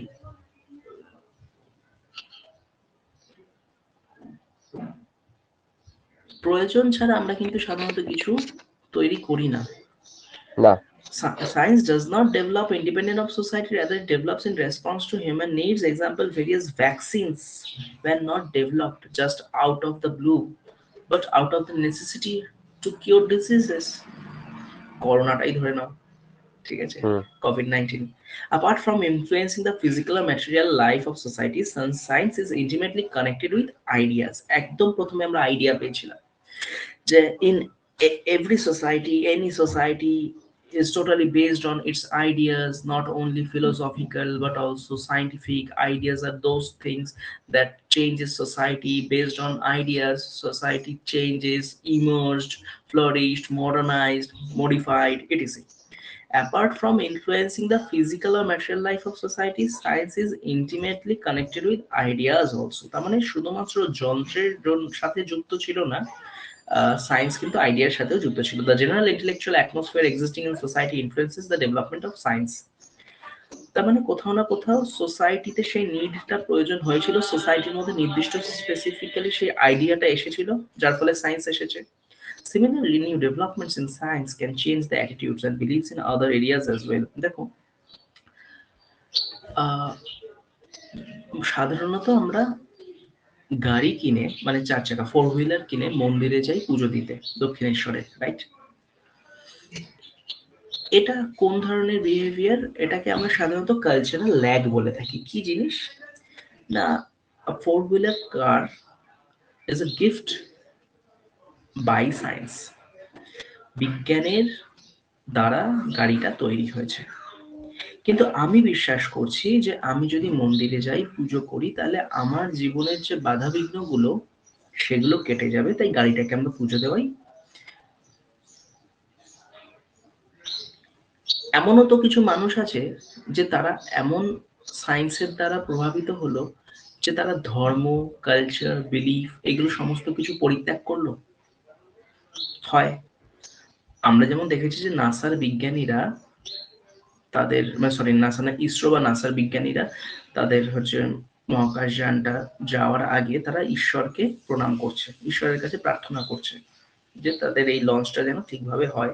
আবার এমনও তো হতেই পারতো যে কোনো একটা মানুষ দারুণ অর্থোডক্স ছিল, সায়েন্সের কারণে তার অর্থোডক্সি গুলো কেটে গেল। তার মানে কি, আমি এখানে দুটো জিনিস বললাম, যে একটা মানুষ, সেই মানুষটা সায়েন্সের সাথে কানেক্টেড হওয়ার পরেও তার মধ্যে ধর্মীয় ভাবনা থাকে। আবার আরেকটা মানুষ, সে সায়েন্সের সাথে কানেক্টেড হওয়ার ফলে ধর্মীয় ভাবনা থাকলেও তার মধ্যেকার অর্থোডক্সি গুলো চলে যায়। এই ক্ষেত্রে কিন্তু বেসিক্যালি এটাই হয়েছিল যে প্রিস্টরা, চার্চরা মানুষের মধ্যে যে অর্থোডক্সি গুলো ঢুকিয়ে রেখে দিয়েছিল সেগুলো কিন্তু সায়েন্সের কারণে ভ্যানিশ হয়ে যায়। ওকে, similarly new developments in science can change the attitudes and beliefs in other areas as well. Now, scientific ideas influence scholars to think about society in new ways. The emergence of sociology in Europe owes a great deal to the ideas and discoveries contributed by science. Last line to khub important. The emergence of sociology in Europe owes a great deal to the ideas and discoveries contributed by science. Science এসেছিল বলে new way of thinking এসেছিল, new way of thinking এসেছিল বলেই মানুষ তার conservative চিন্তা ভাবনার বাইরে বেরিয়ে নিউ ওয়েতে ভাবনা চিন্তা করার সুযোগ পেয়েছিল। Scientific revolution and the Renaissance period, এখানে আমরা যে দুটো বা তিনটে চেঞ্জ, ইম্পর্টেন্ট চেঞ্জের বিষয়ে জানবো বা পড়বো। Biology and evolution, circulation of blood was discovered by William Harvey, just একবার চোখ বুলিয়ে নিও। This led to a lot of rethinking. The human organism came to be viewed in terms of interrelated parts and interconnected systems. This had its impact on social thought of Coates, Spencer, Durkheim, to name a few. What is that? We as a human being, we have internal parts, internal organs, and those specific organs are totally dependent or interrelated to each other. If they are dependent, just like our society. In society also, every human being, every social part, every community, group, class are basically dependent upon each other, right? So by explaining organismic evolution of society, we can understand the dependency, the change of society. What is organismic evolution? How the society changed, but not the interrelation or interdependency between parts. সমাজ পরিবর্তন হয়েছে কিন্তু কোথাও না কোথাও মানুষ একে অপরের উপর সেই নির্ভরশীল। আগে যদি বলছিলাম আমি যে feudal society serves in feudal society, feudal lords, elite peoples, scientists are dependent on serfs. Now in modern industrial society, capitalist middle class are dependent on labor section. So that is the same schema or function যেটা আমাদের ভেতরেও আছে। So এটা যখন আমরা circulation of blood যখন দেখো invent করছি, সার্কুলেশন অফ ব্লাড কি কিসের আন্ডারে পড়ছে? বায়োলজির আন্ডারে পড়ছে। বায়োলজির আন্ডারে একটা জিনিস কার চিন্তা ভাবনাকে এফেক্ট করছে? Quotes, Spencer, Durkheim. এরা এইভাবে ভেবেছিল যে কিভাবে সোসাইটি একে অপরের সাথে রিলেটেড। একটু আগে আমরা লাইনটা কি দেখলাম যে emergence of sociology basically scientific ইমার্জেন্সের উপর, সায়েন্টিফিক রেভলিউশনের উপর অনেকাংশে ঋণী। OWE। এবং আমরা সেটা স্পষ্ট একটা এক্সাম্পল পাচ্ছি যে বায়োলজির যে স্কেমা তার দ্বারা সোশিওলজিস্টরা কিভাবে এফেক্টেড হয়েছিল। The British naturalist Charles Darwin published The Origin of Species in 1859. Experimental method in physics and mathematics, সেখানে কি হলো? Experimental method it brought to the forefront। দেখো একটা জিনিস জেনে রাখবে সবসময় যে philosophy is mother of all sciences. Mathematics, statistics, physics, history, anthropology যা এসেছে সব কিন্তু এই ফিলোসফি থেকেই এসেছে। ফিলোসফির মধ্যে সবই ছিল, কিন্তু কোথাও না কোথাও কিছু কিছু জিনিস ছিল না। কি কি জিনিস ছিল না? আমরা বলতে পারি যে ফিলোসফি থেকে পরবর্তী ক্ষেত্রে যদি ফিজিক্স, ম্যাথমেটিক্স এসব এসেও থাকে, কিন্তু সেখানে ওই এক্সপেরিমেন্টাল মেথড ছিল না। What is experimental method? It brought to the forefront the experimental method. Old ideas were challenged and alternatives were suggested. If these alternative ideas could be proved and repeatedly verified and checked out, they were accepted. If not, new solutions were sought. আমি একটা দাবি করলাম যে a plus b whole square equal to a square plus 2ab plus b square, বললাম তো, তুমি use করলে, apply করলে, দেখে মিলছে না, অ্যাপ্লাই করলে মিলছে না, তার মানে এটাকে আমি রিজেক্ট করে দেবো। তাহলে এবার আমাকে সত্যিকারের বার করতে হবে what is the formula of a plus B whole square. এই যে নতুন প্রসেসটা যেখানে আমরা ওল্ড একটা নোশন সেটাকে ক্যান্সেল করছি, সেটাকে রিজেক্ট করছি, মডিফাই করছি, রেক্টিফাই করছি বা অ্যাকসেপ্ট করছি, বা নতুন একটা কিছু ডিসকভার করছি, that is new in physics and mathematics. And sociology এটা অ্যাকসেপ্ট করলো, সোশিয়োলজি এটা ইমিটেট করলো। সোশিয়োলজি কি ইমিটেট করলো? তাহলে কোনো জিনিস যদি এক্সপেরিমেন্টাল ওয়েতে প্রুফ করার মাধ্যমে সেটা ভ্যালিডিটি আর রিলায়েবিলিটিটা প্রুফ হয়, তাহলে আমিও তাহলে সেটা করতেই পারি। একটু আগে আমরা যেটা সায়েন্টিফিক মেথড হিসেবে পড়ছিলাম, that is the ultimate thing, the experimental method. Science and সোশিয়োলজির মধ্যে এক্সপেরিমেন্টাল মেথড ঢুকলো। তার মানে আমরা এই প্যারাটা থেকে বেসিক্যালি বা এই স্লাইডটা থেকে বেসিক্যালি বুঝছি যে কিভাবে এই সায়েন্টিফিক রেভলিউশন থেকে সোশিয়োলজি কিছু কিছু জিনিস পেয়েছে। এইবার এসেছে হচ্ছে আসল গল্প, ফ্রেঞ্চ রেভলিউশন। এখান থেকে গল্পের শুরু। কি হয়েছিল? খুব মজার একটা বিষয়। এখানে দেখো কতগুলো টার্ম লেখা রয়েছে, লাইক লিবার্টি, ফ্র্যাটার্নিটি, ইকুয়ালিটি। তোমরা এই টার্মগুলোর সাথে খুব পরিচিত। কোথায় পড়েছো জানো তো? তোমরা যে কোনো বইয়ের, না মানে তাছাড়াও ছোটবেলায় মনে করে যে কোনো বইয়ের, হ্যাঁ হ্যাঁ, যে প্রিয়াম্বলের মধ্যে কিন্তু আমাদের এই কথাগুলো লেখা থাকেই। আবার লক্ষ্মীকান্ত আমরা পড়েছি। শুনলে হয়তো অবাক হতে পারো যে মানুষ জানতো না হোয়াট ইজ রাইট, মানুষ জানতো না হোয়াট ইজ লিবার্টি, মানুষ জানতো না যে what is decentralisation of power. এগুলো আমরা জেনেছি ফ্রেঞ্চ রেভলিউশন থেকে। ফ্রেঞ্চ রেভলিউশন মানে তাহলে কি ছিল? একটা মোনার্ক সিস্টেম ছিল, যে সিস্টেমটা ডমিনেট করতো, এক্সপ্লয়েট করতো, মানুষের উপর ট্যাক্স চাপিয়ে দিত, নিজের ইচ্ছা মতো মানুষকে শাস্তি দিত। সেই সমাজে ইন্টেলেকচুয়াল আইডিয়াস গুলো মানুষকে প্রভাবিত করলো। কোন ইন্টেলেকচুয়াল আইডিয়াস?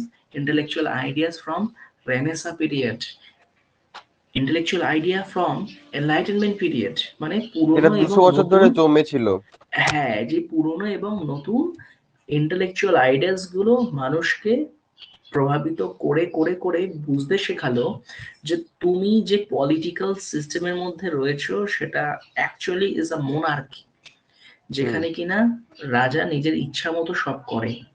তো তোমাকে এর বিরুদ্ধে আন্দোলন করতে হবে। তো মানুষের ওপর এক্সপ্লয়টেশনের যখন চূড়ান্ত পর্যায়ে নেমে এসেছিল, মানে দারুণ ভাবে এক্সপ্লয়েট করছে, ঠিক সেই সময় মানুষ একত্রিত হলো রাজার বিরুদ্ধে। ওটাকে কোর্টে কি হয়? বিচার।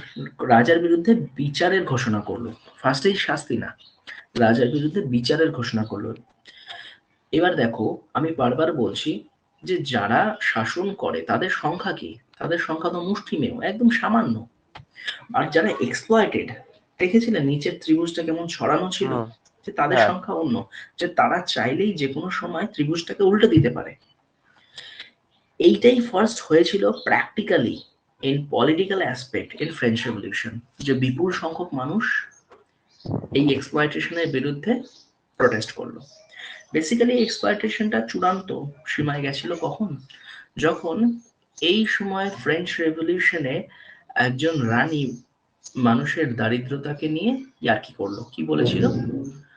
মানুষ ধরো বলেছে যে তাদের খাওয়ার রুটি নেই, তো তিনি বলেছে মানুষের যদি খাওয়ার জন্য রুটি না থাকে তবে তাহলে তারা কেক খাক। খুব বিখ্যাত একটা কোটেশন, ঠিক আছে? মানে তিনি জাস্ট ইয়ার্কি মারছেন যে মানুষের খাওয়ার রুটি নেই। আমি যদি বলি যে মানুষের খাওয়ার ভাত নেই, মানুষের পেটে ভাত নেই, তুমি বলে পেটে ভাত নেই তো বিরিয়ানি খা, বিষয়টা এরকমই, যে তাদের যদি রুটি না থাকে তাহলে তারা কেক খাক। কোথাও না কোথাও বুঝতেই পারছো যে রাজাও ছিল মোনার্ক, তার উপর রানী, এই ধরনের মানুষ বিদ্রোহ করলো। বিদ্রোহ করার পর এবার দেখো নতুন পুরনো যে পলিটিক্যাল সিস্টেম সেটার যদি ব্রেকডাউন ঘটে, তাহলে নতুন যে পলিটিক্যাল সিস্টেম সেটা আসবে। তার মানে কি পুরনো জিনিসটাকে ভাঙার জন্য তো নতুন কিছু চাই। তখন কিন্তু এই নতুন আইডিয়াস গুলো ইমার্জ করলো। The French Revolution, which erupted in 1789, marked a turning point in the history of human struggle for freedom and equality. It put an end to the age of feudalism and ushered in a new order of society. তার মানে সেই সময়ও ফ্রেঞ্চে feudal society চলছে। This revolution brought about, তাহলে আমি যে তোমাকে বলেছিলাম যে মানুষ কেন এক্সপ্লয়েটেড হওয়া সত্ত্বেও রেভলিউশন করছে না, তাহলে দেখো মানুষ সেই রেভলিউশন করলো। কিসের দ্বারা করলো? যখন তাদের মধ্যে একটা কনসিয়াসনেস এলো। কনসিয়াসনেস এলো কিসের দ্বারা? ইন্টেলেকচুয়াল আইডিয়াসের দ্বারা, ফিলোসফারসদের ফিলোসফির দ্বারা তখন এলো। This revolution brought about the far-reaching changes in not only French society but in societies throughout Europe. Even countries in other continents such as India were influenced by the ideas generated during this revolution. India কি করে প্রভাবিত হয়েছিল সে বিষয়ে পরে আসছি। Ideas like liberty, fraternity, equality, which now form a part of the preamble of the Constitution of India, owe their origin to the French Revolution. ঠিক আছে, এতটা আমরা জেনেছি। কি হয়েছিল এইবার হচ্ছে ফ্রেঞ্চ রেভলিউশনের মধ্যে যে ইন্টেলেকচুয়াল ডেভেলপমেন্ট হয়েছিল, এখানে আমরা কাদের কাদের নাম পাবো? এখানে আমরা নাম পাবো Montesquieu, Locke, Voltaire, Rousseau and তাদের হচ্ছে অবদানগুলো। কি জিনিস? মন্তেস্কু কি বই লিখেছিল এবং সেখানে তিনি বেসিক্যালি কোন কোন আইডিয়া গুলো দিয়েছিলেন। Montesquieu in his book the spirit of the law, তিনি এইখানে কি লিখলেন? There should not be concentration of authority, মানে তিনি ডিসেন্ট্রালাইজেশন অফ অথরিটির কথা বলছে। তিনি বলছেন অথরিটিকে ভেঙে দাও। কি কি ভাগে? দেখো দেখো ভাগগুলো তোমার চেনা লাগতে পারে। এক্সিকিউটিভ, লেজিসলেটিভ, জুডিশিয়াল পড়েছি আমরা, ঠিক আছে? এটা স্পেলিং একটু মেবি ভুল আছে। ওকে। At one place, he believed in the theory of the separation of powers and the liberty of the individual. তার মানে এই যে আমরা তিনটে আমাদের কনস্টিটিউশন অনুযায়ী তিনটে আলাদা জিনিস দেখতে পাই। মেবি কখনো দেখি যে এক্সিকিউটিভটা অ্যাক্টিভ না, সেখানে লেজিসলেটিভটা অ্যাক্টিভ, বা লেজিসলেটিভ অ্যাক্টিভ না, এক্সিকিউটিভ অ্যাক্টিভ, যে কোনোটা। বাট এই বিষয়টা এসেছে মন্তেস্কু থেকে, মন্তেস্কুর দ্য স্পিরিট অফ ল থেকে। ঠিক আছে, তাহলে বুঝতে পারছো যে কিভাবে আমরা ইন্টারকানেক্টেড। লক তিনি কি বললেন? এবং তিনি বললেন যে সবসময় পাওয়ারটা he believed in the theory that the separation of power, পাওয়ারটা আলাদা আলাদা হাতে থাকা উচিত। এই যে বললেন executive, legislative, judicial. Locke, an Englishman, advocated that every individual has certain rights which cannot be taken by any authority. Rights এর গল্প দিচ্ছে। কি গল্প? Right to live, right to property, right to personal freedom. দেখো আমাদের কিন্তু এগুলো রয়েছে, মানে আমাদের কনস্টিটিউশনের মধ্যে এগুলো নানাভাবে রাখা রয়েছে। তার মানে এই রাইটের ব্যাপারেও আমরা জানতাম না যে এরকম রাইট থাকা উচিত বা থাকতে হবে। আমরা জেনেছি French রেভলিউশনে। He also believed that any ruler who took away these rights from these people should be removed from the seat of power and replaced by another ruler who is able to protect these rights. তার মানে right যে রক্ষা করতে পারবে, he should be the ruler. Anybody যে চেষ্টা করবে এই রাইট গুলোকে কেড়ে নেওয়ার, তাকে সেখান থেকে সরিয়ে দিতে হবে। মানে দেখো স্পেসিফিক্যালি গণতন্ত্রের কথা বলছে।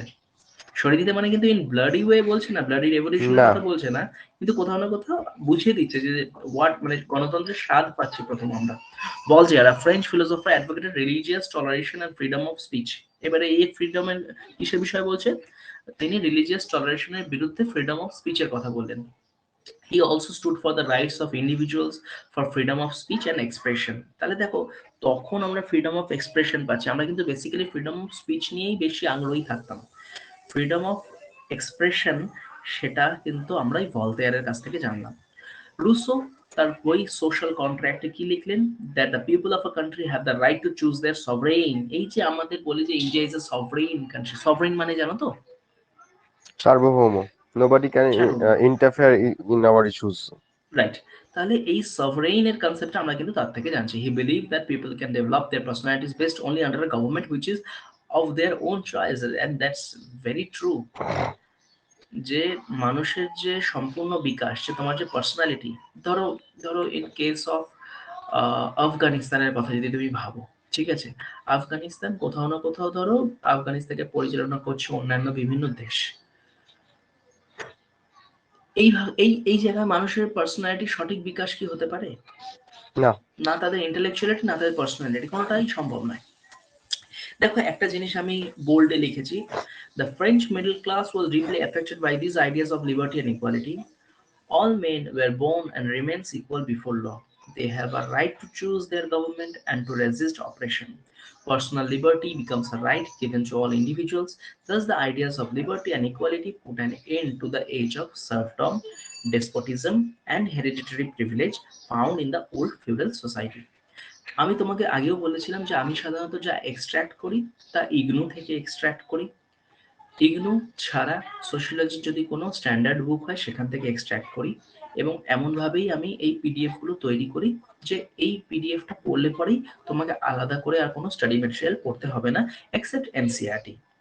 তো সেই ইগনোতেই এই বিষয়টা, এই জিনিসটা উইদিন কোটেশন ছিল, তাই আমি উইদিন আচ্ছা কোটেশনেই এই বিষয়টা রেখে দিয়েছি যে এক্স্যাক্টলি কিভাবে মিডল ক্লাসের ওপর চেঞ্জটা রিফ্লেক্টেড হয়েছিল সেটা দেওয়ার জন্য, কারণ ইগনু নিজেই এটা ইনভার্টেড কমার ভেতরে রেখেছিল, ঠিক আছে, মানে কোটেশন আকারে রেখে দিয়েছিল। It changed the political structure of European society, yes, we know that, and replaced the age of feudalism by heralding the arrival of democracy alone. There were many significant themes which arose due to the impact of this revolution, which have been the focus of interest of the early sociologists. এইবার নতুন নতুন change আসছে। These significant themes included the transformation of property, the social disorder caused by the change in the political structure, and its impact on the economic structure. আসছে, তার আগে আমি ওই প্রশ্নটার তোমার কাছে উত্তর চাইছি। ইউরোপে নয় ফ্রেঞ্চ রেভলিউশন এসেছিল, সেখানে তারা ডেমোক্রেসি, লিবার্টি, রাইট, সভারেনিটি, ফ্র্যাটার্নিটি এই সমস্ত কনসেপ্টের বিষয়ে জানতে পারলো। ইন্ডিয়া কি করে এটার সাথে পরিচয় পেল? মূলত সেই সময়, আমি স্বাধীনতার পরের কথা বলছি না, মূলত সেই সময়, মানে আমি বলছি তোমাকে 19th সেঞ্চুরির কথা। ব্রিটিশরা যখন এখানে ছিল হ্যাঁ, বা ফ্রেঞ্চরা, অ্যাকচুয়ালি ফ্রেঞ্চরা যখন এসেছিল, এগাও এগাও। They brought that culture here.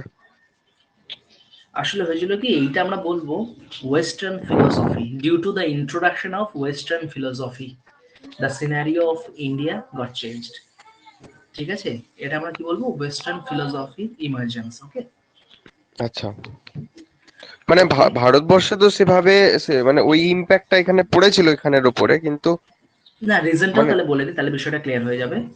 Basically ব্রিটিশার্সরা যেটা চেয়েছিল যে তারা এখানে বিউরোক্র্যাটস তৈরি করবে, রাইট, মিডল ক্লাস বিউরোক্র্যাটস, যারা কিনা তাদের যে স্ট্রাকচারটা আছে সেটাকে মেনটেন করবে। তাহলে এই মিডল ক্লাস বিউরোক্র্যাট তৈরি করবে কি করে? তার জন্য তো চাই এডুকেশন। হ্যাঁ এডুকেশন মানে ইন্ডিয়ার এডুকেশন মানে তুমি জানো, সেই আমাদের পুরনো এডুকেশন মানে ট্র্যাডিশনাল এডুকেশন মানে আমাদের সেই শাস্ত্র পুরাণ, এইগুলো পড়ে তো কেউ আর ব্রিটিশ এম্পায়ার চালাতে পারবে না, সেখানের বিউরোক্রেসি চালাতে পারবে না। So it is important to introduce western philosophy. তো তারা বেসিক্যালি ওয়েস্টার্ন ফিলোসফি ইন্ট্রোডিউস করেছিল এইখানে মিডল ক্লাস ইন্টেলেকচুয়াল তৈরি করার জন্য, যারা বিউরোক্র্যাট হয়ে তাদের সিস্টেমটাকে সামলাবে। হয়ে গেল উল্টো, মানুষ দেখতে পারলো যে তারা নিজেদের ফিলোসফিতে লিবার্টি, সভরেনিটি, রাইটসে বিশ্বাসী, আর এদিকে আমাদেরকে কলোনি বানিয়ে রেখে দিয়েছে। হ্যাঁ মেন সমস্যাটা কিন্তু ওখান দিয়েই শুরু হয়েছিল, যে তারা ভেবেছিল যে তারা বিউরোক্রেটস তৈরি করবে, বাট তারা ন্যাশনালিস্ট তৈরি করে ফেলেছিল। হিস্ট্রিতে অবশ্যই এটা পড়বে, কেমন। And sociology is very much related to pol science, economy, history. তো তুমি পল সায়েন্স, ইকোনমি, হিস্ট্রি এইগুলো এবং কারেন্ট অ্যাফেয়ার্স, এই চারটে যত স্ট্রং হবে তত তুমি সোশিওলজিতে স্ট্রং হবে। Okay sir. Okay, this significant themes included the transformation of property. এবার দেখো নতুন যে চেঞ্জেস গুলো, এবার দেখো ফ্রেঞ্চ একটা পলিটিক্যাল রেজাইমে চেঞ্জ এসছে মানে নতুন নতুন চেঞ্জ, মানে একটা পলিটিক্যাল একটা পুরো স্ট্রাকচার চেঞ্জ হয়ে গেছে, তার মানে এবার চেঞ্জ আসা ইনএভিটেবল, যে কেউ আটকাতে পারবে না, সব জায়গায় আসবে, ঠিক আছে। এইবার ইন্ডাস্ট্রিয়ালে ঢুকছি, দেখো ইন্ডাস্ট্রিয়ালে ঢুকছে কিভাবে। In Europe the industrial revolution began around 1760 AD. দেখো সময় বলে দিচ্ছে, এইটা বলে দিচ্ছে 760, ফ্রেঞ্চ রেভলিউশনটাও বলে দিয়েছিল 1789। 1789। তো এইগুলো বলা যায়, কিন্তু এগুলোর জন্য মাথায় রাখবে, এগুলোর জন্য মেন কিন্তু দায়ী ছিল রেনেসা, ইন্টেলেকচুয়াল রেভলিউশন, এনলাইটেনমেন্ট, যার ডেট, সময়, দিন ক্ষণ দেওয়া সম্ভব নয়। ওকে, it brought about great changes in the social and economic life of the people, first in England, then in the other countries of Europe, and later in the other countries in Europe, especially England, the discovery of new territories, explorations, growth of trade and commerce। দেখো ইংল্যান্ডের গল্প বলা আছে, যেটা আমি তোমাকে already বলেছি, যে ইংল্যান্ড থেকেই কিন্তু এই গল্পগুলো শুরু হয়েছিল। নিউ ইনভেনশন হয়েছিল ইন্ডাস্ট্রিয়াল রেভলিউশনের মধ্যে, অবশ্যই সেই সেই জিনিসগুলো পড়ে। আমাদের যেটা পড়ার বিষয় জানো তো কি, আমরা কি পড়ছি? Emergence of sociology. What is sociology? Sociology basically studies society. What kind of society? Emerging society, changing society. So, is there any change? Yes, there is a specific change after French Revolution, after Industrial Revolution. Before that, the social condition or situation were almost same in each and every country. But after French and Industrial Revolution, the whole scenario got changed due to impact of Industrial Revolution, due to the impact of French Revolution. Basically যেই রেভলিউশনটার impact সবচেয়ে বেশি সেটা industrial. Why? If we question why the impact of industrial revolution is so much in society, then think minutely, ছোট্ট করে সূক্ষ্মভাবে ভাবার চিন্তা করো। ফার্স্ট অফ অল, আমাদের ইকোনমিক ডিপেন্ডেন্সি ছিল কোন সোসাইটির ওপর, মানে কিসের ওপর? Agriculture. So the economic mode of production got changed from feudal to industrial. Okay. Feudal lord transformed as capitalist or bourgeois, industrialist. industrialists, and the peasants got changed in or modified uh, labor সেকশনে পরিণত হলো তারা। তার মানে transformation ঘটলো কিসের? Mode of প্রোডাকশনের যে মেন দুটো, একজন হচ্ছে এক্সপ্লয়েটার, একটা হচ্ছে এক্সপ্লয়েটেড, দুজনের মধ্যে। Then change in family pattern. Family আগে কি ছিল? Joint family, hardly extended family. এখন এই পেজেন্টটাকে শহরে যেতে হচ্ছে, বা যেখানে ইন্ডাস্ট্রি রয়েছে সেখানে যেতে হচ্ছে, সেখানে থাকতে হচ্ছে। What is industry? হয়তো যদি তুমি কখনো কোনো ইন্ডাস্ট্রি আশেপাশে থেকে থাকো, দেখবে সাইরেন বাজে। সাইরেন বাজে মানে সমস্ত শ্রমিক ঢুকে গেল, কাজ শুরু। সাইরেন বাজলো মানে টিফিন, সাইরেন বাজলো মানে আবার টিফিন শেষ, সাইরেন বাজলো মানে আবার তারা বেরিয়ে আসলো। এই যে পুরো বিষয়টা, এটা তো এগ্রিকালচার লাইফে ছিল না। তো তারপরে তার একটা নতুন জীবন শুরু হয়ে গেল, যেই জীবনটায় তাদের লাইফ ওই সাইরেন দ্বারা বাধা। তারা কতক্ষণ কাজ করবে সেটা মাপা, এমন না যেহেতু সন্ধ্যা হয়ে গেল কাজ শেষ, তা নয়। তাহলে একদম 12-14 ঘন্টা তাদেরকে কাজ করাচ্ছে, একটা বেশ অস্বস্তিকর পরিবেশ, ঠিক আছে? মানে হাইজেনিক বলে তার কোনো মানে জিনিস তাদের জানা ছিল না। একটা সম্পূর্ণ অস্বস্তিকর পরিবেশে তারা কাজ করছে। এবার অস্বস্তিকর পরিবেশে কাজ করছে মানে কি? সাইকোলজিক্যাল এফেক্ট থাকছে কোথায়? আমি তো পারবো না যে শহরে কাজ করছি আবার গ্রামে ফেরত যাচ্ছি, আবার শহরে কাজ করছি গ্রামে ফেরত যাচ্ছি, কারণ তখন ট্রান্সপোর্টেশন সিস্টেম এখনো মতো এত ছিল না, মানে ছিলই না। তো তাহলে তারা কি করতো? ইন্ডাস্ট্রির আশেপাশে একটা স্লাম গড়ে সেখানেই থাকা শুরু করতো। সেখানে একটা ঘরের মধ্যে প্রায় 10-12 জন থাকতো। দেখবে যে কোনো ইন্ডাস্ট্রির আশেপাশে অবশ্যই স্লাম থাকবে, থাকবেই থাকবে। কারণ মানুষ জানে যে কোথায় না কোথায় ঘর ভাড়া নেবে, একটা যদি বস্তি করে থাকতে পারি সেখানে অন্তত আমাদের থাকার খরচাটা বেঁচে যাবে।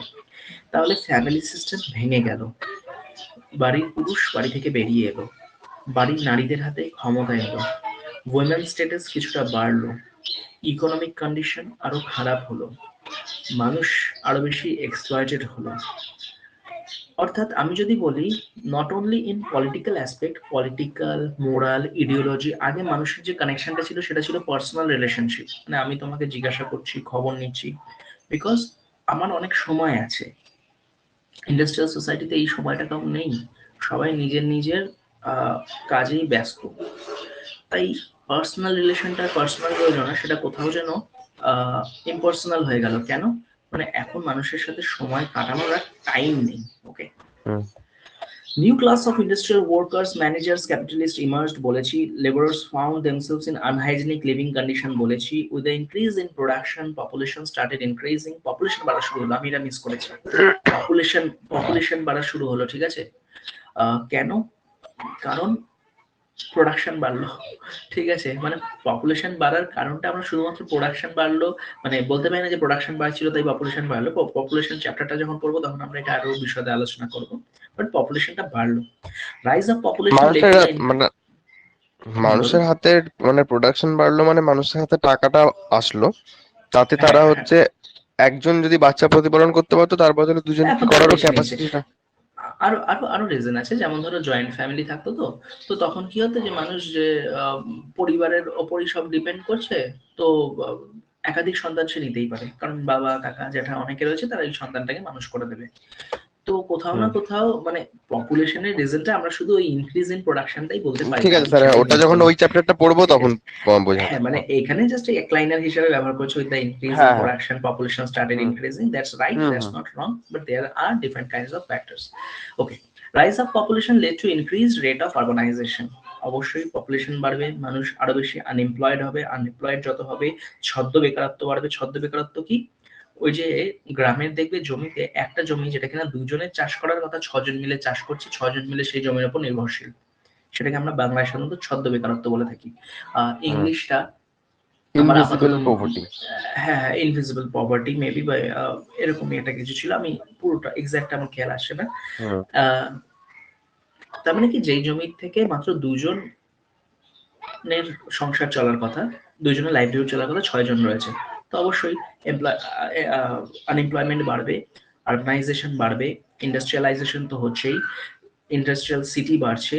In the industrial city socio economic disparities were very wide, the factory workers war involved in repetitive and boring work, the result of which they could not enjoy। দেখো এই লাইনগুলো কিন্তু খুব ইম্পর্টেন্ট তোমার জন্য, তার কারণ হুম যে ইন্ডাস্ট্রিয়াল সোসাইটি আসছে মানে সেখানে জিনিসটা হচ্ছে নাকি যে ডিসপ্যারিটি বাড়ছে। ওই যে যেমন ওই বইয়ের ডায়লগগুলো আমরা ইউজ করি, আমির আর আমির হতে যা রে, গরিব আর গরিব হতে যা রে, মানে এটা কি?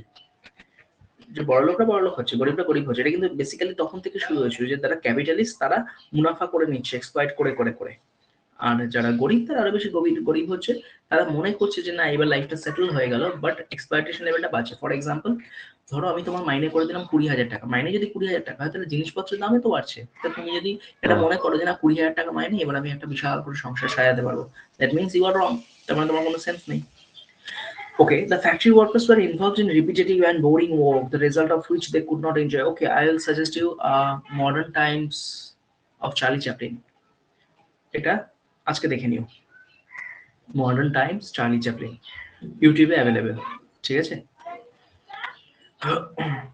In Marxist terms the workers become অ্যালিয়েনেটেড।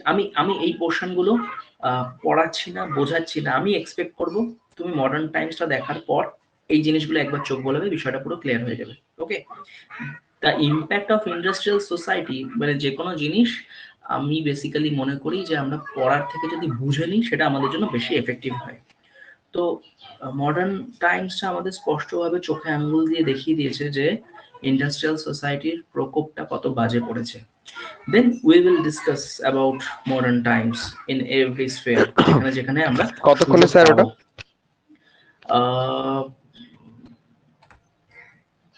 1 hour তো হবেই, ঠিক আছে। ঠিক আছে। ওকে, these changes moved both conservative and radical thinkers. The conservatives feared that such conditions would lead to chaos and disorder. The history of the period from 1811 to 1850 further indicates that this class increasingly agitated for their rights. অবশ্যই chaos তো হবেই, অবশ্যই agitation তো হবেই। এইখানে যে agitation গুলো হয়েছে সেটার রিজন গুলো আমরা আবার পড়বো কার্ল মার্কসে। অর্থাৎ emergence of sociology basically linked to various thinkers, various social concepts। আমরা জাস্ট সেটার শুরুটা দেখতে পারলাম, শেষটা হবে যখন আমরা প্রত্যেকটা থিঙ্কার্স এন্ড তাদের থিওরি গুলো পড়বো, তখন আমাদের সার্কেলটা কমপ্লিট হবে। ওকে, সিগনিফিকেন্ট থিমস অলরেডি সব আমাদের ডিসকাস করা। কন্ডিশন অফ লেবার, সেটা খুব খারাপ ছিল, বাজে ছিল, অন্য জায়গা থেকে আসতো। Transformation of property, property was one of the central issues that were raised in the French Revolution too. Its influence on the social order is considerable. Property is related to economic privilege, social status and political power। তার মানে এখন property কাদের হাতে চলে গেল, বা property বলতে এখন কি বোঝায়? প্রপার্টি যার, পাওয়ার তার। ঠিক আছে, তার মানে প্রপার্টি মানে আগে কি ছিল? আগে ছিল প্রপার্টি মানে ল্যান্ড, ল্যান্ড মানে ফিউডাল লর্ড, ফিউডাল লর্ড মানে সেখানে সে সার্ভদের দিয়ে এগ্রিকালচার করাচ্ছে। এখন প্রপার্টির যে ডেফিনিশনটা বা প্রপার্টিকে দেখার যে পার্সপেক্টিভটা সেটা চেঞ্জ হয়ে গেল। Sociologists have grappled with the question of property and its impact on social stratification since the days of Marx, Tocqueville, Taine and Weber। যে প্রপার্টি এখন আর ওই ফিউডাল লর্ডের ডেফিনেশন না, প্রপার্টি এখন ডেফিনেশন দ্য পাওয়ার হোল্ডারের। Urbanisation আসার পদ্ধতি, technology কিভাবে এলো সেইগুলো, আমি এইগুলো কোনো কিছুই ঠিক আছে এক্সপ্লেন করছি না। তুমি সবসময় মাথায় রাখবে তোমার ওয়ার্ড লিমিটটা। ওয়ার্ড লিমিট যখন তুমি মাথায় রাখছো, তখন এটুকুও তোমাকে মাথায় রাখতে হবে যে কোনো একটা স্পেসিফিক সাবটপিক যখন তুমি পড়ছো, তখন সেটা জিস্ট বোঝাটা খুব ইম্পর্টেন্ট। ফর এক্সাম্পল, আমি যদি ধরে নিই এখানে আছে 1 2 3 4 5 6 7, 7 থেকে 8টা লাইন আছে। সেই 8টা লাইন পড়ে তুমি যদি তার জিস্টটা বুঝে নিজে প্যারাফ্রেজ করে লিখতে না পারো, তাহলে কিন্তু কোনোভাবেই 150 ওয়ার্ড 250 ওয়ার্ডের মধ্যে উত্তর লিখে আসা সম্ভব নয়। Why paraphrase is important? কারণ এরা আমাদেরকে ইনফরমেশন দিচ্ছে। আমি যেগুলো তোমাকে দিচ্ছি সেগুলো ইনফরমেশন। তোমাকে যে প্রশ্নটা জিজ্ঞাসা করবে সে দেখতে চাইবে যে তুমি কতগুলো ইনফরমেশন পড়ে এসেছো। সেই ইনফরমেশন গুলোকে যদি তুমি ছোট ছোট করে একসাথে সাজিয়ে তার রিফ্লেকশন না দেখাতে পারো, একটাই দেখা গেল তোমার বিশাল বড় হয়ে গেল, তার মানে সে কি বুঝবে? যে তুমি সঠিকভাবে প্র্যাকটিস করনি বা তুমি একাধিক ইনফরমেশন জানো না, তাই একটা নির্দিষ্ট ইনফরমেশনই বড় করে লিখেছো। কিন্তু আমরা তো অনেকগুলো ইনফরমেশন জানি। তাই আমাদের উদ্দেশ্য কিন্তু কোনোদিনও এটা না যে লাইন বাই লাইন পড়ে প্রত্যেকটা মুখস্থ করব। আমাদের উদ্দেশ্য হবে পুরোটা পড়ে তার জিস্টটা অ্যাটলিস্ট নিজের মতো করে মাথায় রাখা, সবচেয়ে বেস্ট লিখে রাখা। ওই যে মক টেস্ট আমি নেব বলছি, তার প্রসিডিওরও তোমাকে বলে দিচ্ছি। মক টেস্ট মানে হচ্ছে যে আমি তোমাকে প্রশ্ন দেব, আইদার সেগুলো প্রিভিয়াস ইয়ারের প্রশ্ন, যদি মনে হয় যে প্রিভিয়াস ইয়ারের প্রশ্ন নকল করেই নতুন এক ধরনের প্রশ্ন। এই যে নতুন আমি এক ধরনের প্রশ্ন দেব তোমাকে, সেই প্রশ্নে না তোমাকে করতে কি হবে? তোমাকে লিখতে হবে। বেসিক্যালি যে সমস্যাটার মধ্যে স্টুডেন্টরা প্রথম পড়ে সেটা হচ্ছে যে তাদের উত্তর হয়ে যায় খুব লেন্দি, অথবা কি লিখবে সেটাই বুঝতে পারে না। দুটো খুব কমন ফ্যাক্টর, আইদার খুব লেন্দি হচ্ছে, নইলে কি লিখবে সেটা শুরুই করতে পারছে না। দুটোরই উপায় এক। প্রথমে তোমাকে পয়েন্টগুলো ইনক্লুড করতে হবে, এটা মাথায় না রেখে যে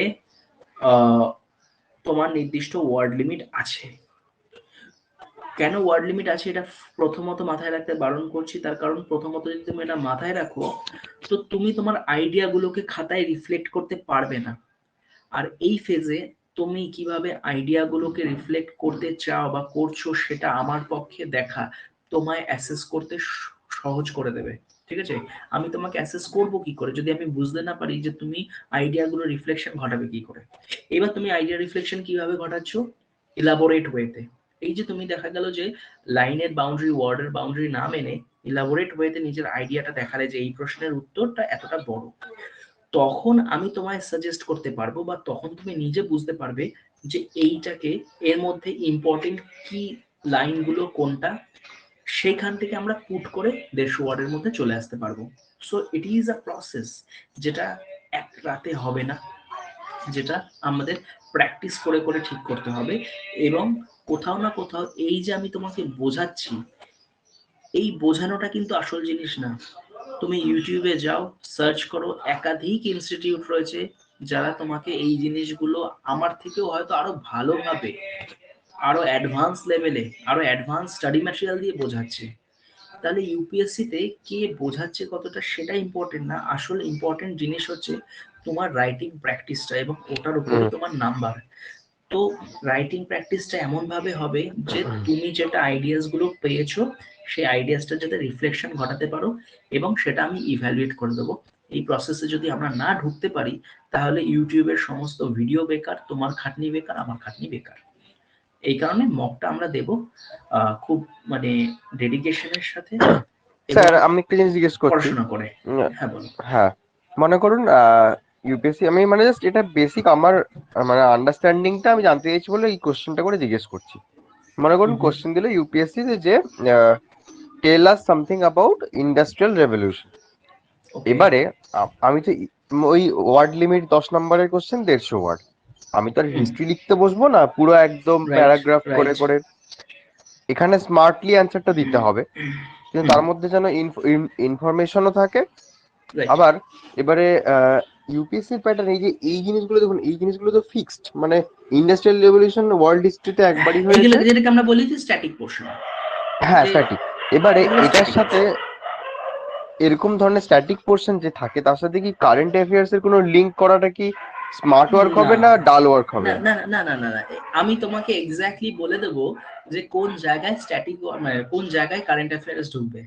আচ্ছা ঠিক আচ্ছা। আছে, আমি একদম টপিক ধরে, কনসেপ্ট ধরে, কোশ্চেন ধরে বলে দেবো, এবং সেইগুলো আমাদের আনন্দের বিষয় যে আপাতত আসেনি, আজকের ক্লাস অব্দি আসেনি, বা হয়তো আচ্ছা। আগামী আরো যে ক্লাসগুলো রয়েছে, মানে যেখানে আমার যতক্ষণ না থিঙ্কার্সে ঢুকছি, ঠিক হুম। আছে, থিঙ্কার্স এর মধ্যে কার্ল মার্কস বা অ্যাটলিস্ট ডুরখাইমে ঢুকছি, ততদিন আমাদের এই সুবিধাটা আমরা উপভোগ করতে পারবো যে কারেন্ট অ্যাফেয়ার্স ঢুকবে না।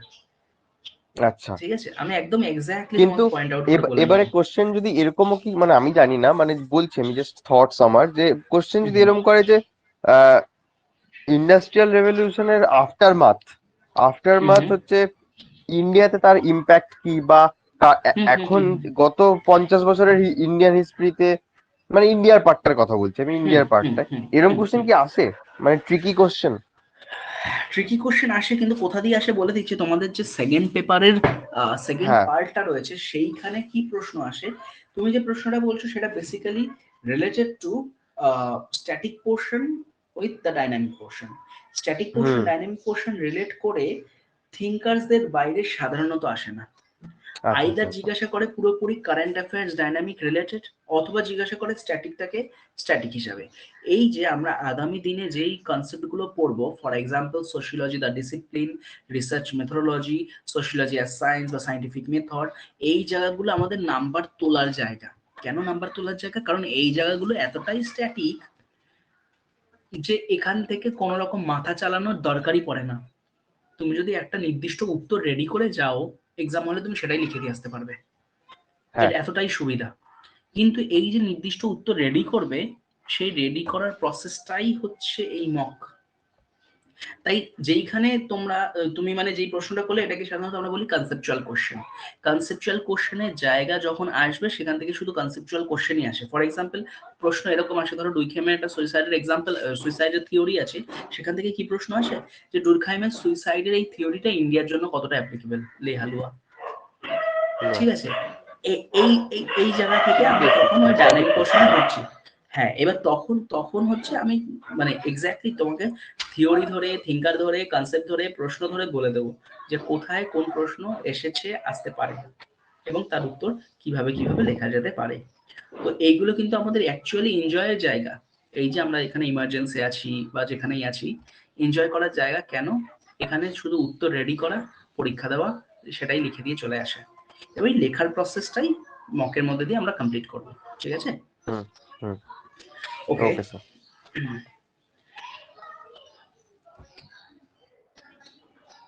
ইন্টেলেকচুয়াল ইনফ্লুয়েন্সটা এখানে আবার দিয়েছে, পড়ে নি। Marx of form of enslavement in the machine and the manifestation of alienation of labour, এগুলো পুরো মার্কস, একদম মানে কঠিন মার্কসের মধ্যে রয়েছে। Social scientist felt that men and women had grown mechanical in heart as well as in hand due to industrial system of production. দেখো, আমি তোমাকে সমস্ত ধরনের চেঞ্জের কথা বলেছি। আমি ইকোনমিক চেঞ্জের কথা বলেছি, ইকোনমিক মোড অফ প্রোডাকশনের চেঞ্জের কথা বলেছি, আমি ফ্যামিলি সিস্টেমের চেঞ্জের কথা বলেছি, স্ট্যাটাস অফ উইমেনের চেঞ্জের কথা বলেছি, আমি হার্শ কন্ডিশন, সাইকোলজিক্যাল চেঞ্জ, সবকিছুর কথা বলেছি। এই কিন্তু একটা জিনিস যেটা আমি মিস করেছি, যেটা কার্ল মার্কস বলেছেন, সেটা হচ্ছে যে মানুষ কাজ করতে করতে, আমি এই কারণেই বললাম যে মডার্ন সোসাইটিটা, মডার্ন মডার্ন টাইমসটা দেখলে পরে তোমার আমাকে আর এগুলো আর বোঝাতে হবে না, বা তোমাকে এগুলো পড়ে পড়ে আর বুঝতে হবে না, যে মানুষ যন্ত্রে পরিণত হবে। মানুষ যন্ত্রে পরিণত হবে।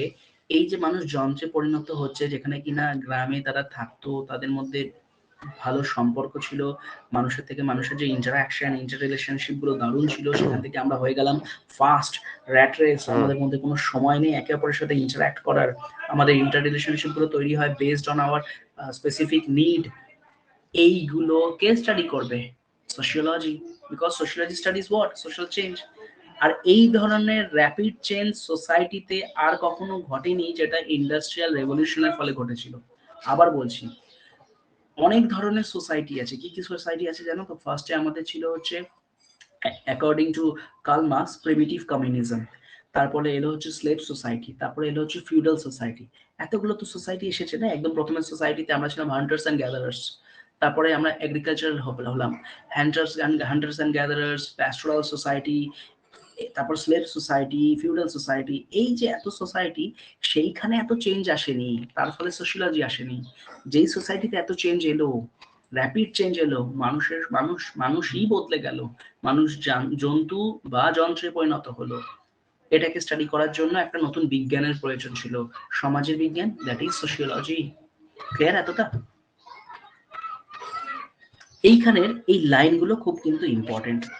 Sociology emerged as a response to the forces of change, যেটা আমি তোমাকে এখন ব্যাখ্যা করলাম, which took place during 18th and 19th centuries in Europe. The ideas which are discussed again and again in early sociological writings are thus essentially ideas of that period. The thinkers of the Enlightenment of 18th century affected much of the early sociology. তাহলে এখান থেকে লাইনটা কি পেলাম? Sociology emerged as a response to the forces of change. Okay. The Enlightenment appears as the most appropriate point of departure in the study of the origins of sociological theory for various reasons, including those mentioned. আমরা কিছু এখানে কারণ পাচ্ছি, কি কি একটু দেখে নিই। Firstly, a scientific approach to the study of society dates back to the tradition of Enlightenment. The 18th century thinkers began more consistently than any of their predecessors. আমরা এখানে কোথায় আছি জানো তো? আমরা এখানে এনলাইটমেন্টে আছি। এনলাইটমেন্ট যে এসেছিল, সেই এনলাইটমেন্টটা যে টিকে ছিল, সেটার বেসটা কি ছিল? The 18th century thinkers began more consistently than any of their predecessors to study the human conditions in a scientific way, using the method of natural science, যেটা এতক্ষণ ধরে আমি বলার বা বোঝাবার চেষ্টা করছি। স্টাডি তো সবাই করেছে, হিস্ট্রি স্টাডি করে সোসাইটিকে, ইকোনমি স্টাডি করে সোসাইটিকে, পল সায়েন্স স্টাডি করে সোসাইটিকে। পল সায়েন্স সোসাইটি কি স্টাডি করে? Political aspect. ইকোনমি সোসাইটি কি অ্যাসপেক্ট, কি স্টাডি করে? Financial aspect. ইকোনমি। অ্যানথ্রোপোলজি কি স্টাডি করে? সেই অর্নামেন্টস, বাটি ঘটি, ঠিক আছে, মানুষের প্রত্নতত্ত্ব, অ্যানথ্রোপস থেকে এসেছে। অ্যানথ্রোপস মানে বেসিক্যালি মানুষ, সেখান অ্যানথ্রোপস অ্যান্ড লোগস। সাইকোলজি কি স্টাডি করে? তাদের ভেতরে কি চলছে। ফিলোসফি কি স্টাডি করে? দর্শন, যে দর্শনের মধ্যে আমরা যে কোনো কিছুকে ফেলতে পারি। বাট এমন কোন বিজ্ঞান আছে যে মানুষের সমাজকে বৈজ্ঞানিক পদ্ধতিতে স্টাডি করবে? এই যে দেখো, বৈজ্ঞানিক পদ্ধতি, সায়েন্টিফিক ওয়ে। তাহলে হোয়াট ইজ এনলাইটেনমেন্ট? এনলাইটেনমেন্ট মানে যেখানে ইন্টেলেকচুয়ালরা নতুন ভাবে সমাজটাকে স্টাডি করলো থ্রু বা বাই ইউজিং সায়েন্টিফিক টুলস। এই বিজ্ঞানটা আগে ছিল না। They consciously applied scientific principles of analysis to the study of human beings and their nature and society. একদম প্রথমের লাইনগুলো আমার মনে করো, জাস্ট এইগুলোই আমি বলে তারপর কিন্তু পড়ানো শুরু করেছিলাম। Secondly, the 18th century thinkers upheld reason as a measure to judge social institutions and their suitability for human nature. এখানে একটা ওয়ার্ড রয়েছে, রিজন। রিজন কি অর্থে ইউজ হয়? র্যাশনালিটি অর্থে ইউজ হয়, ঠিক আছে? রিজন কথাটা ইউজ হয়। Human beings, according to them, are essentially rational, and this rationality can lead them to freedom of thought and action. The 18th century thinkers believe that human beings are capable of attaining perfection. By criticizing and changing social institutions, they can create for themselves even greater degree of freedom, which in turn would enable. এটা তার মানে কি লেখা আছে বুঝতে পারছি আমরা? এটা বুঝতে পারছি যে এনলাইটেনমেন্ট থিঙ্কার্সরা কিভাবে তাদের আগের থিঙ্কার্সদের সাথে নিজেদের ডিফারেন্সটা তৈরি করেছিল, তারা কি কারণে এই সায়েন্টিফিক ওয়ে অফ থিঙ্কিং এর সোসাইটিটাকে দেখা শুরু করলো, তারা কি কারণে হঠাৎ করে নিজেদের পাথ অফ থিঙ্কিং আর ওয়ে অফ থিঙ্কিংটা চেঞ্জ করলো। ওকে, তাহলে এত অবধি আমরা কি পড়লাম? এনলাইটেনমেন্ট পড়লাম। মানে এটা মানে ওই ডার্ক এজের টাইমের আগে অবধি এই জিনিসগুলো এসেছিল, কিন্তু এই জিনিসগুলো নিয়ে ভাবার হ্যাঁ, ডার্ক এজের টাইমের পরের বিষয়টা বলছি, কিন্তু দেখো ডার্ক এজের আগে মানে রেনেসা, এটা লিখে রাখো, ভুলে যায়। ডার্ক এজের আগে রেনেসা, ডার্ক এজের পরে এনলাইটেনমেন্ট। এবার সাধারণত যখন তোমাকে এনলাইটেনমেন্ট জিজ্ঞাসা করে, অনেকে আছে এক লাইন রেনেসার ঢুকিয়ে দেয়, এক থেকে 1.5 লাইন অনেকে আছে। কেউ ঢোকাতেও পারে, কেউ নাও ঢোকাতে পারে, তার ইচ্ছা। এনলাইটেনমেন্ট মানে হচ্ছে যে না, এই 200 বছর ধরে যে স্টাডি গুলো, সেই প্রভাবে মানুষ কি করা শুরু করলো, যে থিঙ্কিং এর কি চেঞ্জ এসেছিল, কেন চেঞ্জটা এসেছিল। তাহলে আমরা কি পড়লাম? এনলাইটেনমেন্ট পড়লাম, সায়েন্টিফিক রেভলিউশন পড়লাম, ইন্ডাস্ট্রিয়াল রেভলিউশন পড়লাম, ফ্রেঞ্চ রেভলিউশন পড়লাম। Basically those are the historical antecedents of emergence of sociology, যে ঐতিহাসিক কারণগুলো, এগুলোই, এর বাইরে কিছু নেই। সমস্যাটা কি জানো তো? সমস্যাটা এটা না সোশিওলজিতে যে কন্টেন্ট কোথা দিয়ে পাবো, কন্টেন্ট কি, বরং কন্টেন্ট এত বেশি, তোমাকে আমি জাস্ট এই 4-5টা প্রশ্নের উত্তরের জন্য 29টা স্লাইড পড়িয়ে ফেললাম। এটা সমস্যা সোশিওলজির। এটা আমরা কিভাবে মেটাতে পারবো? Through practice, rigorous practice.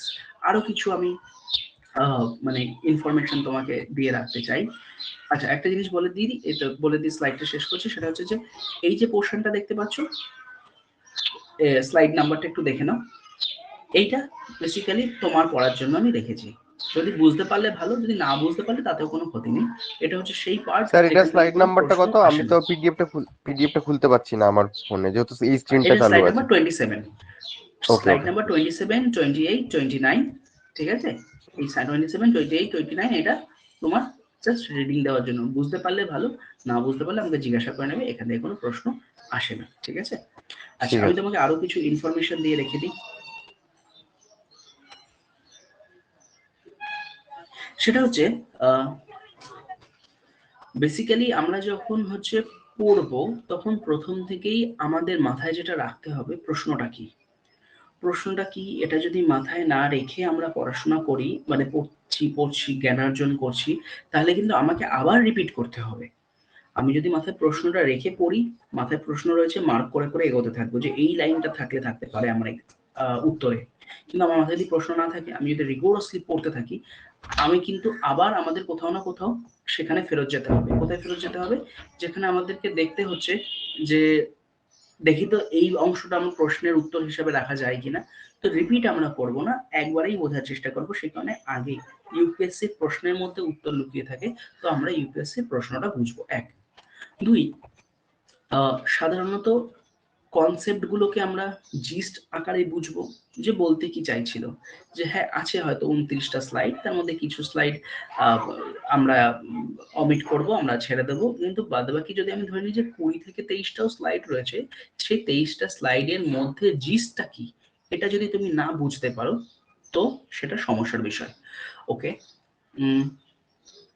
Writing practice যখন শুরু করছো, আমি সাজেস্ট করব মাথায় ওয়ার্ড রেখো না। প্রাইমারি ভাবে মাথায় ওয়ার্ড রাখলে কোথাও না কোথাও আমার মনে হয় যে তুমি ওই প্রশ্নের পয়েন্ট হিসাবে কি কি রাখতে পারতে, সেটা হয়তো মেবি আমি মিস করছি। তো সেই কারণে আমি সাজেস্ট করব দেখো না প্রাথমিকভাবে, পরে আমি তোমাকে বলে দেবো যে এইবার রিগোরাসলি ওয়ার্ড মেনটেন করো। ওকে, আপাতত এটুকু। বলো আর কোনো প্রশ্ন থাকলে।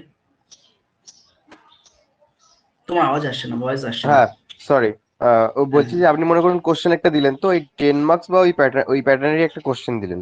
এবারে অপশনাল অ্যান্সার লেখার ক্ষেত্রে বা সোশ্যোলজির অ্যান্সার লেখার ক্ষেত্রে, যেমন মানে আমি যেমন বাকি ইউপিএসসি বাকি পার্টটাই বলছি, যে একটা বেসিক জিনিস থেকে বডি, স্ট্রাকচার, কনক্লুশন আর কিছু এক্সাম্পল হ্যাঁ, দেওয়ার থাকলে ওই দিতে ওই পারে। পার্টটা বলার এখানে জন্য আমি শুরুটা করেছিলাম, বলে দিচ্ছি। হ্যাঁ, বিষয়টা হচ্ছে যে যে কোনো প্রশ্ন গুগলে গিয়ে যদি তুমি সার্চ করো, তোমাকে এক একটা ইনস্টিটিউট এক একটা মডেল আনসার দেখাবে, ঠিক আছে? যেই মডেল আনসারের একটা বেস লাইন থাকে, এবং সেই বেস লাইনটা প্রত্যেকটা ইনস্টিটিউটের জন্য সেমই হয়, এবং that is mainly extracted from IGNOU. Okay, body, structure, conclusion, আপাতত আমি সেটাই তোমাকে বোঝানোর চেষ্টা করছিলাম, যে তুমি যদি চাও তুমি নিজের মতো লেখো। তোমার যদি মনে হয় যে না, নির্দিষ্ট কোনো একটা সাইট রয়েছে, সেই সাইটের আনসার গুলো খুব আমার রিলায়েবল লাগে, সেটা দেখে নিজের মতো করে লেখো। দেখে নিজের মতো করে, দেখে দেখে না, যে জাস্ট সেটার আইডিয়াটা বা স্টাইলটা বা ফরম্যাটটা তুমি নকল করছো। আমি তোমাকে র ওয়েতে দেখতে চাইছি। বেসিক্যালি আমার যেটা তোমার প্রতি এখন ডিমান্ড, সেটা হচ্ছে আমি তোমাকে র ওয়েতে দেখতে চাইছি। কোনো হেডিং, বডি, কনক্লুশন কোনো ওয়েতেই না। আমি দেখতে চাইছি একটা প্রশ্নের উত্তর তুমি কিভাবে লেখো। আমি যতক্ষণ তোমায় তোমার ভাবনা চিন্তা কিরকম এটা দেখতে না পারি, আমি তোমাকে ইভ্যালুয়েট করতে পারবো না। হুম, হুম, ঠিক আছে? কারণ এক্স্যাক্টলি। আমি তোমাকে স্ট্রাকচার যদি বলে দিই, তো আমার পক্ষে তোমার ঠিক করা সম্ভব হবে না, কারণ তুমি আমার স্ট্রাকচারে চলছো। তাই এমন যদি কোনো প্রশ্ন আসে যেখানে স্ট্রাকচারের বাইরে বেরোতে হলো, সেই জায়গায় দেখা হলো তুমি ভুল করে চলে আসলে। তো এই কারণে আমি এক্সপেক্ট করবো যে তুমি র ওয়েতে নিজের উত্তর লেখো। সেটা যদি বড় হয়, আমাকে আমার যে প্রথম মানে উত্তরগুলো জমা পড়ে, এমনও এক্সপিরিয়েন্স আছে আমার যে একটা প্রশ্নের উত্তর হয়েছে 1.5 পেজ, তারপর আস্তে আস্তে আমরা প্রসেসিং করে সেই উত্তরটা ছোট করেছি, কিন্তু ওই 1.5 পেজটা দেখা আমার জন্য খুব ইম্পর্টেন্ট ছিল, যে সে ভাবে কিভাবে, তারপর আমি তাকে রেকটিফাই করতে পেরেছি। তো আমার জন্য এটা তোমাকে র ওয়েতে দেখাটা খুব ইম্পর্টেন্ট। তো আপাতত তুমি সেটাই মাথায় রাখো। আর মক বলতে ধরেই রাখতে পারো যে প্রশ্নগুলো প্রিভিয়াস ইয়ার কোশ্চেন হিসাবে রয়েছে সেটাই। তুমি এই জিনিসটার মধ্যে মানে আমি তোমাকে যে পিপিটিটা দিয়েছি সব প্রশ্নের উত্তর পাবে, লাস্ট উত্তরটা বাদ দিয়ে। লাস্ট প্রশ্নের যে উত্তরটা সেটা আমি তোমাকে একটা আলাদা ছবি পাঠিয়ে দেবো, ঠিক আছে, যে ওটা একটা অন্য বইতে রয়েছে, এটা ইগনুতে পাওয়া যায়নি। তো এই কারণে আমি একটা অন্য যে সোশিয়োলজির বই আছে সেখান দিয়ে তোমাকে ছবি পাঠিয়ে দেবো। তো তুমি যদি মনে করো, তুমি এখনই বাড়িতে মোটামুটি প্র্যাকটিস শুরু করে দিতে পারো, কারণ মক হবে এই প্রিভিয়াস এর কোশ্চেনগুলোর উপরই। আর যদি সম্ভব হয় আগামীকাল আমরা যেটা পড়বো সেটা একবার তুমি চোখ বুলিয়ে রাখতে পারো, ঠিক আছে? চলো স্যার বলছি আজকের যে জন্য এতটাই, হ্যাঁ বলো। বলছি স্যার ওই যে কোশ্চেন গুলো ওখানে দেওয়া আছে ওই হুম পিপিটিটায়, হুম। ওই কোশ্চেন গুলোর ডিটেলিংটা তো পিডিএফটাতেই আছে তো, হ্যাঁ যেগুলো হ্যাঁ হ্যাঁ বোঝালেন। হ্যাঁ, একদম একদম একদম এবারে একদম একদম। আমার কাজ হচ্ছে আমি আবার ভালো করে মানে আপনার মক টেস্টটা নেওয়ার আগে আবার ভালো করে বিষয়টা পড়ে নেব। দরকার হলে আপনার ভিডিওর আজকে এটা পড়লেন এটা দেখে নেবো। এটা রেকর্ডিং হয়েছে তো স্যার? হুম হুম হুম, এখানেই অ্যাভেলেবেল, এখানেই পেয়ে যাবে, তুমি 30 হ্যাঁ, মিনিটে ঢুকলে বুঝে নেবো। রেকর্ডিং সেশনেই পেয়ে যাবে, হ্যাঁ। বুঝে নেবো, তারপরে আপনি যখন যেদিন পরীক্ষা নেবেন সেদিনকে আমি আমার মতো করে অ্যান্সারটা লিখবো, হুম হুম হুম হুম হুম। দিয়ে সেটা তুমি সেটাকে খাতায় আপনাকে রেডিও প্রেজেন্ট রাখ, করবো। সেটা তুমি খাতায় রেডিও রাখতে পারো। মানে হ্যাঁ, খাতায় হ্যাঁ। রেডি রাখলে তুমি জাস্ট সেটাকে আমি একটা নির্দিষ্ট সময়ের মধ্যে লিখে দিলে, ঠিক আছে, ঠিক কারণ আছে। হাতের আর স্পিডটাও আমাদের বাড়াতে হবে। হ্যাঁ, হ্যাঁ। আর একটা কথা স্যার, ওই আমি তাহলে খাতাই করি। কেন বলুন তো, A4 সাইজ পেপার একসাথে যখন অনেক হয়ে যাবে তখন কালেক্ট করে রাখাটা খুব চাপের। খাতা হলে কি, ওকে। আমি যে অ্যান্সারটা লিখলাম আপনি ওটা যেটা ক্ল্যারিফাই করে হ্যাঁ দিলেন ওটাকে আমি আবার ওখানে সাধারণত, কেটে অ্যাড। সাধারণত A4 সাইজ মানে A4 পেজ মানে বলি যে সুবিধা হয়, কিন্তু তোমার সংখ্যাটা তো বেশি হবে না, একটা খাতা তোমার থাকবে যেখানে তুমি নিজে প্র্যাকটিস করছো লেখাটা হুম, কিরকম হবে। তোমার যদি এটাও মনে হয় যে র অবস্থায় আমাকে একটু দেখিয়ে নিচ্ছ, মানে আফটার মক, তো সেটাও তুমি করতে পারো যে স্যার রটা হুম, আমি এরকম লিখেছিলাম, মকে আমি এরকম লিখেছি। তো একটা হ্যাঁ, তোমার হ্যাঁ। খাতা, এটা খুব জরুরি। হুম। আর বুঝলে? একটু আপগ্রেডেড স্টেজে আমরা তখন হচ্ছে একদম তখন হয়তো A4 সাইজ ফরম্যাটটায় আনলাম, বা হ্যাঁ হ্যাঁ ওই তখন আপনি কেন, যে বলেছিলেন যখন ইউপিএসসি তে হচ্ছে যেমন খাতা দেয় ওরকম। খাতা হয় তখন, তখন হুম, এক্স্যাক্টলি, হুম, কারণ হুম। এখন আমরা একদম প্রাইমারি স্টেজে আছি, ঠিক আছে, এই সময় ওটাই, ওটাই। একটা বেশ কনফ্লিক্ট চলে যে সাবজেক্টটাকে আমি কিভাবে বুঝছি। তো সেখানটাই যদি আমরা না মেটাতে পারি তো এটা খাতায় আমাদের ঠিকঠাক রিফ্লেকশন আসবে না, ঠিক হুম। আছে? ওকে। চলো। আর লাস্ট স্যার একটা হ্যাঁ লাস্ট বলো। একটা খুব পার্সোনাল কথা আছে। বিষয়টা হচ্ছে যে আমি কোনো মানে মানে এটা আমার মনে হয় আপনাকে আপনার সাথে শেয়ার করা উচিত, যেহেতু আপনার কাছে এই বিষয়টা ডেডিকেটেডলি পড়তে চাই। আমি হুম হুম। হচ্ছে উম মানে মেন তো মোটিভ হচ্ছে পরীক্ষাটা ক্র্যাক করা, ভালো নাম্বারটা পেয়ে। তো ইয়েস। আমি ওই মাল্টিপল, এটা আমার পার্সোনাল লাইফে হোক বা পড়াশোনার লাইফে হোক, আমি মাল্টিপল এক্সট্রাকশন পছন্দ করি না। মানে ওকে। ওই যে আপনি বলছেন যে তোমার হ্যাঁ হ্যাঁ যদি হ্যাঁ, এই, খুব না না, তো এটা আমি তোমাকে কেন বললাম, কারণ এটা হচ্ছে স্টুডেন্টদের একটা বেসিক ক্যারেক্টার, যেটা তাদের বারণ করলেও তারা হ্যাঁ, শোনে না। সেই কারণে আমি হ্যাঁ, অপশনটা হ্যাঁ, তাদের আগে থেকে দিয়ে রেখে দিই, কারণ আমি জানি বারণ করলে শুনবে না। হ্যাঁ। ঠিক আছে, এবারে বুঝতে আপনি পারলে? আমাকে আপনি আমাকে মানে আপনি ফ্রেঞ্চ রেভলিউশন বোঝালেন, আপনি নোটস দিলেন, এবার আপনি আমাকে বলে দেবেন যদি আরো কোনো একটা সোর্সে ফ্রেঞ্চ একদম একদম। রেভলিউশনটা একটু অন্যরকমের বোঝায়, আমি সেটা দেখবো, কিন্তু I will not do any kind of research on that. Okay okay, very very মানে থ্যাংক ইউ ভেরি মাচ। ঠিক আছে, যে এতে এটাই আমি আমি খুব মানে আনন্দ পেলাম। ক্লারিফাই করে মানে দিলাম। আমি সাধারণত এটাই করার চেষ্টা করি যে আমি তোমাকে যেটুকু দিচ্ছি, যতটা দিচ্ছি সেটা যথেষ্ট, কিন্তু জানি যে হুম, স্টুডেন্টরা শুনবে না, ওই কারণে তাদেরকে আমি কি বলে রাখি যে দেখো বাবা, তুমি যা দেখছো দেখো, সেটাকে কপি পেস্ট করো না, হার্ডলি হয়তো সেটা স্ট্রাকচারটা দেখতে পারো। আমি তোমাকে কিন্তু হ্যাঁ, ইনডিরেক্টলি এই কথাটাই বললাম, হ্যাঁ। ঠিক কারণ না, আছে? এত বড় জিনিসের মধ্যে ওরকম ইন্ডিভিজুয়াল আমি তো রিসার্চ করতে বসিনি। হুম মানে হুম হুম। রিসার্চ করলে তাহলে আমার কোনোটাই কমপ্লিট হবে না, কভার হবে না। রাইট রাইট আমি রাইট। যদি এখন ভাবি যে যে 5টা ভিডিও দেখো দেখবো একটা ফ্রেঞ্চ জিনিস মাথায় রেভলিউশনের। রাখবে, ইউপিএসসি তে না বিশ্বাস জিনিসটা খুব ইম্পর্টেন্ট। হুম, ইউপিএসসি তে অ্যাজ অ্যাসপিরেন্ট বা স্টুডেন্ট, তুমি যে ইনস্টিটিউট, যে টিচার, যে ফ্যাকাল্টির কাছে পড়ছো, তোমার যদি বিশ্বাস না থাকে, তুমি কোনোদিনও সেই সাবজেক্টটায় এগোতে পারবে না। তাই যে কোনো মানুষকে ধরো, যে কোনো ফ্যাকাল্টিকে ধরো, যে কোনো ইনস্টিটিউশনকে ধরো, সবাই ভালো, কিন্তু যেন তোমার বিশ্বাসটা আসে at the end of the day, ওটা ইম্পর্টেন্ট। কেন? এটাই। মানে ওয়েস্ট বেঙ্গলের অবস্থা তুমি খুব ভালো করে জানো, ইউপিএসসির, যে এখান থেকে আর সেরকম রেজাল্ট হয় না যেটা আগে হতো। তার কারণটা কিন্তু কোথাও না কোথাও, যে এখানের কোনো ইনস্টিটিউট, কোনো ফ্যাকাল্টিকে কোনো স্টুডেন্ট বিশ্বাস করে না, আবার উল্টো দিকেও ফ্যাকাল্টিরাও এরকম, যে তারা তাদের 100% ডেডিকেশন দেয় না, বা তাদেরকে মানে অ্যাসপিরেন্টদেরকে কোথাও না কোথাও ঠকানোর মানসিকতা রাখে। তো ওই বোথ ওয়ে কমিউনিকেশনে যদি গ্যাপটা থেকে যায় না, সে যত বড় ইনস্টিটিউট হোক বা যত ভালোই স্টুডেন্ট হোক, কোনোদিনও তারা সাকসেস পাবে না। এটা একটা সমস্যার বিষয়। তো আশা করবো আমাদের সেই সমস্যাটা হবে না।